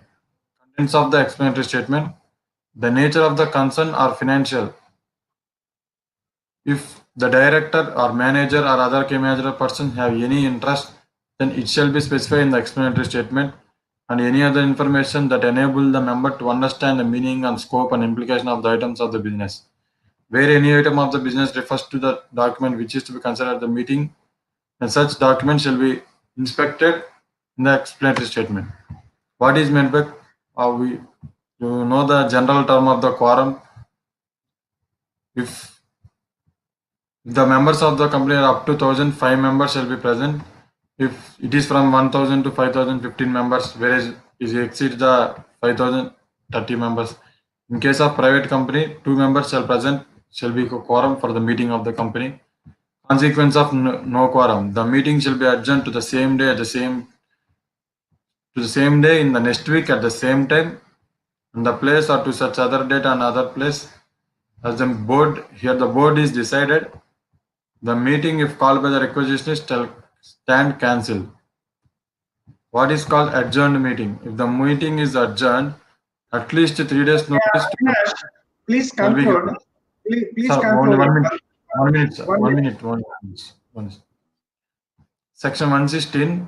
Where resolution is passed at the adjourned meeting of the company, the board of directors, the resolution shall be treated as passed on the day it was actually passed and not at an earlier day.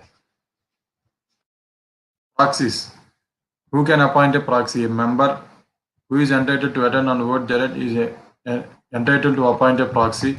Disability of the proxy. Proxies should not be counted for the quorum. The instrument appointing of the proxy must be deposited with the company with at least 48 hours before the meeting. The prescribed proxy form is Form MGT 11. So I am thanking you, sir, for giving me this opportunity. Thank you, Avinash. That was a well presented presentation. The effort of you is evident from your speech as well as your PPT. Now, Vaibhav will continue with his presentation. Over to you, Vaibhav.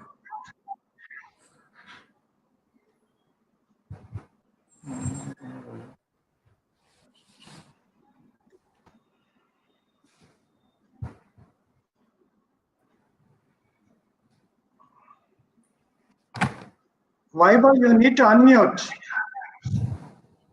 Vaibhav, unmute.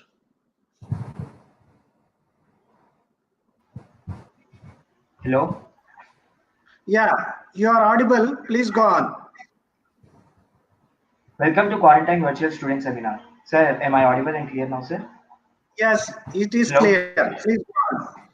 Please continue from where you have left. Yes, sir. Yes, sir. I'll just give a briefing. I'm Vaibhav Gilda, presenting today on MOA and AOA. Outline of my seminar. I'll start with introduction. Then I'll explain you about MOA, AOA, and their alterations, doctrines, differences between MOA and AOA, and certain practical examples to relate this topic to.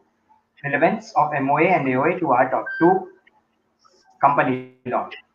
Firstly, we get MOA and AOA in the Section 7 incorporation, filing of documents with registrar. Memorandum and articles are duly signed by subscribers to the memorandum should be submitted to the registrar. This is the very first step in the incorporation of company, without which a company is failed to be incorporated. Effect of registration, Section 9. From the date of incorporation, the company becomes a legal person and DA comes into an existence as a binding contract as evidenced by MOA and AOA. This states the relationship between the company and outsiders and the company's insider management itself. List of relevant sections. Section 4, 5, 6, 10, 13, 14, 15. Memorandum, along with articles, is regarded as constitution of a company. As a country cannot survive without its constitution, a company cannot survive without its own constitution. Memorandum and articles together considered to be constitution of the company. Let's get into the definition of memorandum. As per section 2, subsection 56, memorandum means the memorandum of association of a company as originally framed or as altered from time to time in pursuance of previous company law or of this act. This definition being right, let us go word by word. The word memorandum means a short note serving reminder. So could you please switch off mic?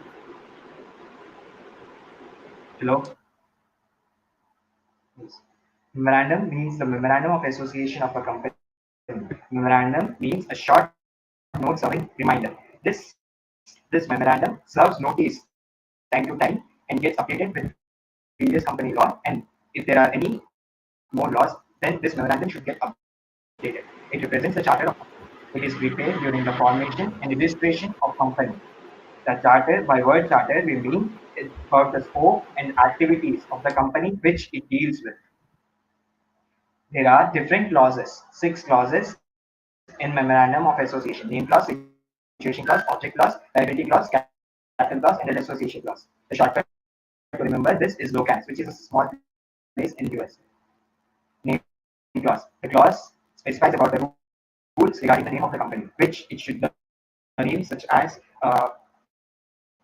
national, central, provisional, state, prudential should not be contained in a company's name. And if it is a private company, then the word, the letters P, V, T should be attached at the end of its name. Liability clause. It states about the liabilities of the members of the company.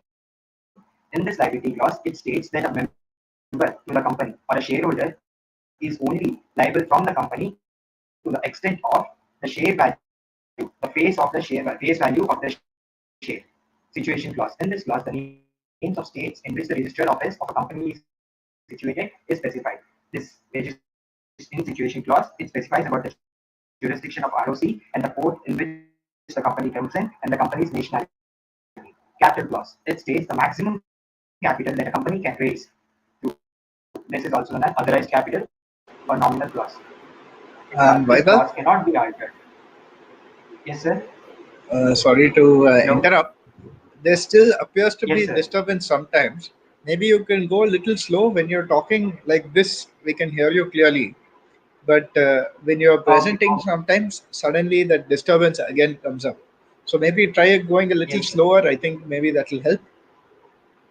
Okay, sir. Thank you. Yeah. Objective clause. This clause states the main objective for which the company is formed. This objective clause is further divided into main objectives, incidental objectives, and other objectives. The main objective specifies the main purpose for which the company is formed. Incidental objectives provides the other objectives that are deviating from the main objectives. And in other objectives, the objectives that do not form part of main objectives and incidental objectives comes under other objectives. Association clause. It explains why an individual is signing at the bottom of MOA and why does he wants to be the part of association. When during incorporation, each and every incorporator signs at the end of the MOA, his association clause specifies that each of the incorporator why is he signing at the end. There is another clause called nomination clause. This arises in the case of an one-person company in which the nominator, after that one person who dies or gets out of his position, then nominated candidate should get into his position, which is specified in nomination clause of an OPC, one-person company. Forms and schedules to the memorandum. The memorandum of a company shall be in respective forms are specified in tables A, B, C, D, E of Schedule 1 as may be applicable to such company. In our NCA, Ministry of Corporate Affairs has defined certain tables in which a company can choose itself to be in. These tables, I'll be showing you at the end of the lecture. I'll be showing you the tables. This table A can be selected by a company limited by shares. Table B, company limited by guarantee and not having share capital. Company C, guarantee and having share capital. Table D, unlimited company and not having share capital. Table E, MOA of an unlimited company and having share capital. These I'll be showing you at the end of the Vaibhav, I'm sorry to interrupt again, but that audio issue seems to be persisting. Do you want to try by removing the headphones and talking directly? Do you think that will help? Can we give that a try? Yes, sir. Maybe disconnect the... Procedure. Sir, is it clear now, sir? Yeah, this is much better. Hello? Please continue. Yeah, this is much better, Vaibhav. Continue. Yes, sir. After a company is formed, it cannot retain with its original MOA for a long time. It has to be changed over time. Name clause can be changed by a special resolution, and the applicability is only for the name change of a company. If a company changes from a private company to public or public company to private company, it need not follow the instructions available in this act. For this to happen, there should be an approval of central government subject to section 16, outcome of which is new incorporation certificate issued by registrar of companies. For the changes in domicile clause, a special resolution is required, for which an approval of central government is required only when registered office is changed from one state to another state. The central government shall dispose the application within a period of 60 days, and passing its order may satisfy itself that the consent of creditors to the company, debenture holders, and other person concerned, or the sufficient provision has been made for the due to be discharged, or that adequate security has been provided for discharge of obligations of the company from the debenture holders or the creditors. Object clause. Changes in object clause require a higher level of practice. Sir. Vaibhav, when you are speaking like this, we are not getting any disturbance. But when you are in the presentation mode, we are getting disturbance. This has to be fixed. Sir. We can't continue like this. Are you opening any other program with your laptop? Sir, no, sir. There is no other program open, sir. No, when you are talking, there is no disturbance. When you are normally talking, there is no disturbance. But when you are presenting, the disturbance starts. This is something miraculous. Something miraculous is happening. We can't understand. Okay. I'll try to go slow, sir. No, it's okay. It's fine. Please go slow.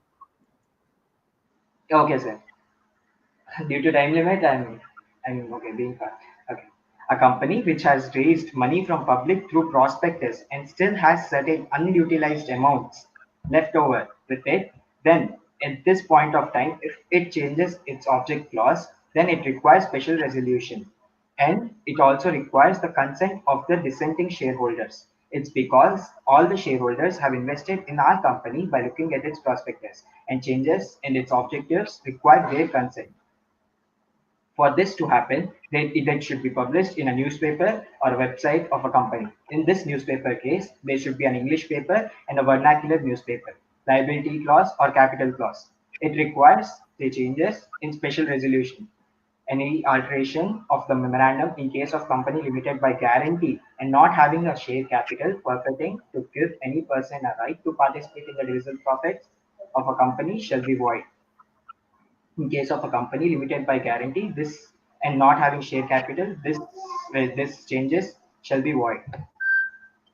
Coming to Articles of Association, Section 5. As per Section 2, Subsection 5, it defines the articles as originally framed or altered from time to time or applied in versions of previous company law or of this Act. Articles of Association contains the rules that deals with internal regulations of the company. It defines about the internal management and regulations.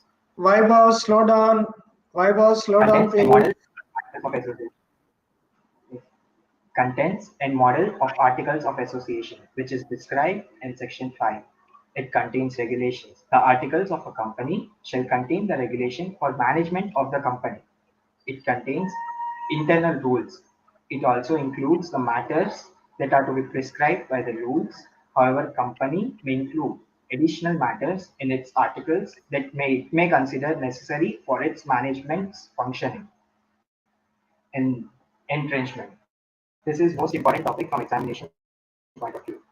Usually, an article of association may be altered by passing a special resolution, but entrenchment makes it more difficult to change it. An articles of association is easy to change from a special resolution, but Vaibhav, slow down. Vaibhav, please slow down.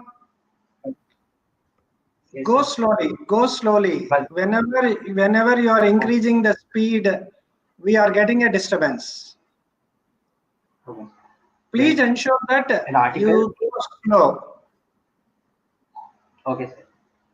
An article of association can be changed easily from a special resolution, but making entrenchment provisions makes it more difficult to change it. Time of entrenchment, time of inclusion of entrenchment provisions in articles of association.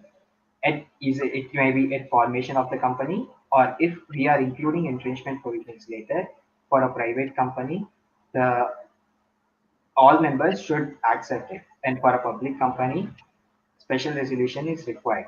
Let us understand this with an example. If I if I am a holder of 80% shares of a company and 20% of shares of are being held by some other X, and a person, suppose Mr. comes and acquires my 80% without the consent of 20% share and takes loan as much as he likes, then this 20% person X minority right is being violated. For this to happen, I should include enrichment provision that to take loans by a company, 95% of the people's consent, 95% of voting power consent is required. Then this makes hard for the state to take loan as 95% authority is required to take loan. Contents and model of Articles of Association. A model is prescribed by Ministry of Corporate Affairs, and that can be selected by company. There are forms as in Memorandum of Association specified in MCA. Table F, G, H, I, J as may be applicable to such company. Model articles. A company may adopt model articles as said that is specified by MCA. Company registered after commencement of this Act. In case of a company which is registered after commencement of this Act, it should ensure that its articles are not being violated by the articles provisions that are being specified in the Act. Or an if a company is registered under previous law, nothing in this section shall apply to the articles registered under the previous company law unless it is amended under this Act, this new Act. Forms and schedules. This will be displayed. This I'll be showing you with a practical example in the end. Alteration of articles of association. Alteration by special resolution. Alteration to include conversion of companies. This alteration of articles include having effect of conversion of a private to public company or a public to private company. Filing of alteration with the registrar. This alteration should be filed with registrar, and any alteration made shall be valid only if it is under the provisions of the Act. And another important notice is specified in section 15 is alteration is to be noted in every copy. Every alteration made in articles of association shall be noted in every copy of articles as the case may be. If there is any default in noting down these changes, then there may be penalty. There shall be liability of penalty of 1,000 rupees for every copy of articles issued with such alteration, without such alteration. Differences between Memorandum of Association and Articles of Association. Having discussed the definitions and their changes, we can now discuss the differences between MOA and AOA. MOA comes under section. MOA is defined by section 2, subsection 56, while Articles of Association is defined under 2, subsection 5. The definition is MOA contains documents which are required for the registration of company, while AOA contains documents that are administration of the company, that deals with the administration of company. Registration must be registered at the time of incorporation. As discussed, it is the first step in incorporation of company, while public companies limited by shares need not file articles of association. Types of information. It defines about the powers and objectives of company, while articles of association defines the rules of the company. Status. It is subordinate to Companies Act, also called a charter of company or supreme document of a company, while articles of association is subordinate to Companies Act as well as to memorandum, and it is the regulator of internal management. Contents and must contain 6 clauses, while in case of OPC, it has another clause called nomination clause, while AOA can be drafted according to the company's decision. Its sole discretion unless and until it breaches the company's act. Relation. MOA defines the relation between company and the outsiders, while AOA defines the relation between company and members. Alteration.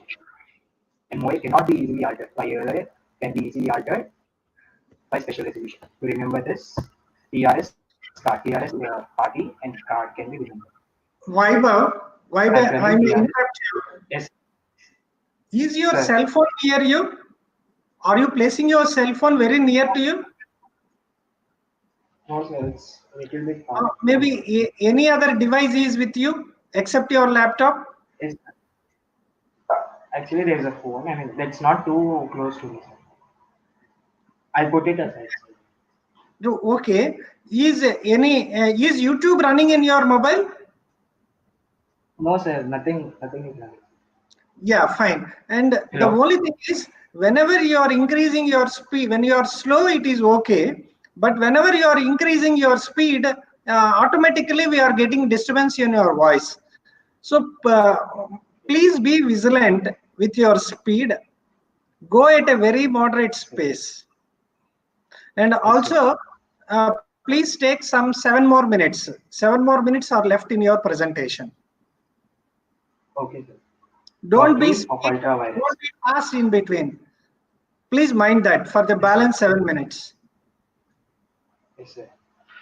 Doctrine of ultravirus. It means if any company breaches its memorandum of association, then it means the doctrine of ultravirus. It is beyond the powers of company. The legal phrase ultravirus is applicable only to acts done in excess of legal powers of viewers. This is explained by case law Ashbury Railway Carriage and Iron Company Limited versus Ritchie, 1875. This ultravirus is void and does not bind the company. Neither the company nor the contracting party can sue on it. The company cannot make it valid even if every member gives assent to it. While doctrine of indoor management or turtle points rule refers to the breach in the Articles of Association. According to this doctrine, persons dealing with the company cannot be assumed to have knowledge of internal problems of the company. He can simply assume the required things were kept done properly in the company. company. The doctrine helps protect external members of company and states people are entitled to presume that internal proceedings as per documents submit the registrar of companies. These internal proceedings are being done as it is given to the registrar of company is to be viewed by the outsiders. The exact opposite to this is doctrine of constructive notice. It is a very delicate topic. Listen carefully. Doctrine of constructive notice is exactly opposite to doctrine of indoor management. Indoor management protects outsiders against company, while doctrine of constructive notice protects company against outsiders. This role of indoor management is opposed to the doctrine of constructive notice. This doctrine is a possible safeguard against misuse of doctrine of constructive notice. There are three exceptions to the doctrine of indoor management. First is knowledge of irregularity, second is negligence, third is forgery. In neither of the case, the company cannot be held liable. By the Vaibhav, Vaibhav, yes, sir. sorry to interrupt you. Sir, We are unable to Sir. establish a proper connection with you. So that I'm sorry to say that we are going to stop your presentation right now. And I hand over the proceedings to the session chairman. Sir, please continue, sir. Chairman, sir, Abhishek, sir. Okay. Thank you, Nita Kushal sir. Thank you, Vaibhav. Very unfortunate that we could not complete your presentation despite multiple attempts. There were difficulties in the audio, so it was breaking down. So even though he gave a good presentation, we could not really. Even he himself had to slow down and change the way he normally presents, and we also could not enjoy the full flow of his presentation. What I did like, I will come back to Avinash because I had to leave the call for 10 minutes. I did not give feedback on Avinash, but I was listening. So let me finish sharing for Vaibhav and then I will update Avinash. First, with Vaibhav, I liked some of the aspects where he gave a summary point below the table or below each slide. For example, where the differences came between articles of association and memorandum. Sometimes when we are preparing for the exam, if we know what is the category to say what the difference is, then it will make life easier for us. So I liked how he gave that acronym below, like TRDAS, like some TDS card or something like that he had given. It's a very smart way, easy way for you to remember, so that when you're writing the exam, you'll be able to remember the categories. Naturally, once you know the category, if you have studied, the answer is very simple. I like that. It's a very nice, and he also attempted to go line by line while explaining each memorandum or the article, etc., which was a good presentation. Now, coming to Avinash, I thought Avinash's presentation was also good. But the challenge in Avinash's presentation, and maybe you can work on this next time, Avinash, is that there was a lot of text. And what happens when there's too much text is it's like reading a wall of just text. You can try to make tables out of it. So always the best, the real great presenters, what they are able to do is they are able to summarize a big content into a very easily readable form. So if you are able to bring it into a more readable table form, or you're able to simplify it in some other way, maybe a flow chart or whatever way, creative way that you can think of, that will also make life easier for other people for quick reading. One is conveying your message, second is able to quickly do it. So when they are able to see that, for example, when I'm going to revise for my exam and I think, okay, I want to see Avinash's presentation, I'll be able to open it and see that simple table or see that simple chart, and immediately I'll be knowing what my answer is. But if I have to read 3 or 4 pages, maybe it will take me a little bit more time. So when you are speaking, you can convey whatever you are conveying based on that big text. But as far as it's concerned with presentation, try to keep it in tables or otherwise. But even otherwise, I thought it was a good presentation. You went at the right speed. You went at the right speed. It is only because the nature of the content is so much that you have to put it through text or alternatively a table format. So that is the only suggestion that I can think of for Avinash. So as I said, Vaibhav would have been. We could have really enjoyed the full presentation of his. Unfortunately, due to some connectivity issues, we could not enjoy it. Now, coming to the overall summary of the program, I think goes without saying. all three speakers spoke very well. And what is important when it comes to presentations is that you have to take it up and do the presentation. Still today, I have leading professionals, very, very leading professionals. Some of them are rank holders who are scared to take up a presentation and to speak. So, the first thing I want to do is I want to applaud all three of you for taking this up as a challenge, preparing that presentation and coming and presenting it, and doing it despite, I am sure, there have been a lot of nervousness, maybe difficulty, and other commitments. It's a great task, trust me, because I see this on a regular basis where there is a fear factor, there's a fear element. Even though people are capable or they are knowledgeable, they are scared to do it. The most successful people are the people who overcome fear. It does not matter. That's why I said I don't want to talk about the technical aspect of the subject itself, because I'm sure you have all done the research. What is more important is the soft skill and how to present. All three of you have taken up the challenge, so first of all, congratulations to all three of you, and I am sure you'll all work on it and do more and more presentations like this. As you do it, your confidence also will grow, and naturally, with experience, you will also become better over time. So, having said that, the program requires us to have a person to judge as the best speaker. And in my view, uh, Vaibhav has just messaged me saying extremely sorry. That's okay, Vaibhav. I think sometimes control issues are out of our hands. So, even though you messaged it privately, I think all the viewers should also know that you Sir, are feeling actually, bad about it. there's a gathering here, sir, some Ramzan gathering here, sir. So I had to close my doors, for which there might be connectivity issues, sir. Yeah, that is okay. That is okay, Vaibhav. Sometimes these are unfortunate times. There are going to be difficulties. In an ideal scenario, all four of us will be on a stage and you'll be able to present to a larger audience. But given what is happening today, we're all in a room. So that is fine. Some things are just out of our hand, but still, it's a very good effort. Definitely share your presentation with everyone. It will be very useful. Yes, sir. Yes, So, sir. as I said, we still, as a rule, we have to give best speaker award for the speakers today. And in my opinion, even though all three of them spoke very well, there was one person who was head and shoulders above. Especially, what I really enjoyed was his live examples and the stories, etc. So I'd say the best speaker was Nischay. So congratulations, Nischay. Excellent presentation and very well presented. With Thank you, sir. keep up the good work. Definitely Thank you. keep up, especially the examples. Keep up the stories. All that is a very, very important part of presentation. I really enjoyed that, and Thank you. keep that up. Once again, congratulations to all the speaker, and thank you for all the viewers and listeners who have been watching the program today. Nita Kishore sir or Srinivas sir, are you live? Yes, sir, we are here. Yes.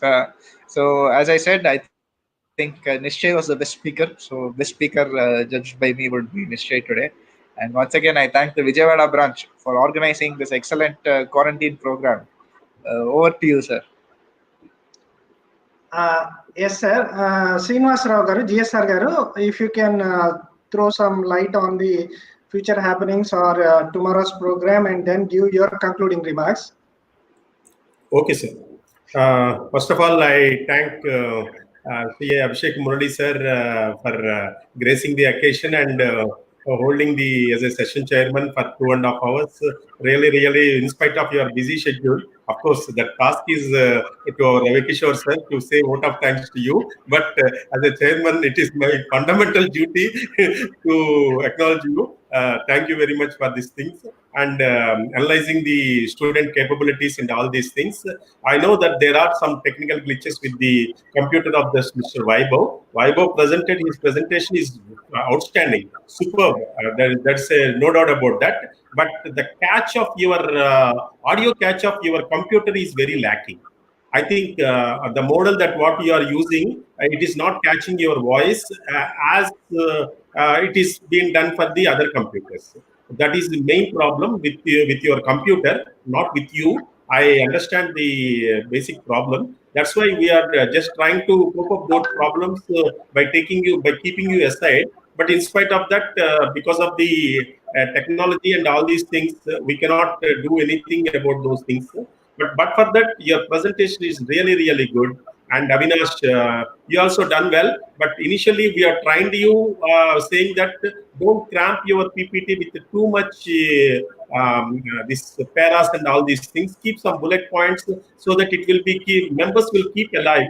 A point should elevate at least a page of the matter, or else a pair of the matter. If you remember that point, that's what Abhishek sir is also telling you. Just please keep that in mind. But in spite of that, you have presented your paper quite well. That is good. And coming to Nishchay, really, really good, Nishchay. And the animation that you have done for the slideshow, and also your presentation and all these things, really outstanding. And keep it up, Nana. It's great work, because the research that what we have to do, even for presenting any work, all you three persons might have done a lot of research, because that itself will give you, strive you up into this situation. Because Abhishek sir is in this position means, mind you, how much he has studied, how much he has practiced, how much he has done his hard work for each and every program. He will do 100% on it. He has done the program on capital gains. He has done several other, so many thousands of programs. But for that, he will prepare for that program also, present in such a way. See, he will sit a spine erect like this. And because it catches the attention of the persons, it catches the attention of the audience. Everything, he will follow the rules, funda. The funda is everything he follow. He is a live example for all of you. And definitely, session is very lively, and I understand the other small technical glitches by the speakers, and really, really excellent.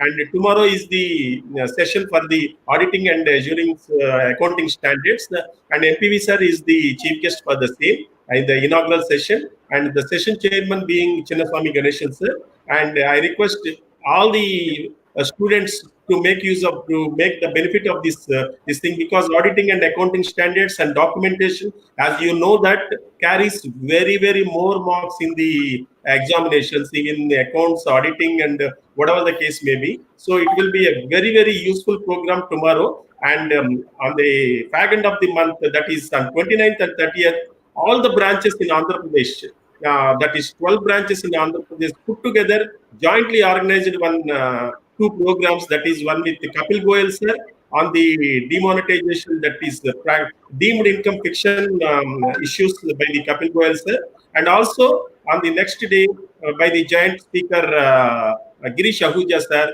on the religious and charitable trust. The two programs are designed for the benefit of members and the students also. I request to make note of these things, and I really congratulate all the student speakers for doing an excellent job. Thank you very much. Thank you, Abhishek sir. And over to Ravi Kishore sir for your final remark, concluding please. Yeah, I think we are done with the vote of thanks. But once again, I take this opportunity. Once again, I will take this opportunity to thank CA Abhishek Murali, Secretary of SIRC, who accepted to be the chairman and also as the motivational session speaker. And also, I thank all the student participants who have put up a great effort. And finally, the viewers for sparing their time for knowledge updation. Thank you, one and all. Thank you. Thank you. Thank you.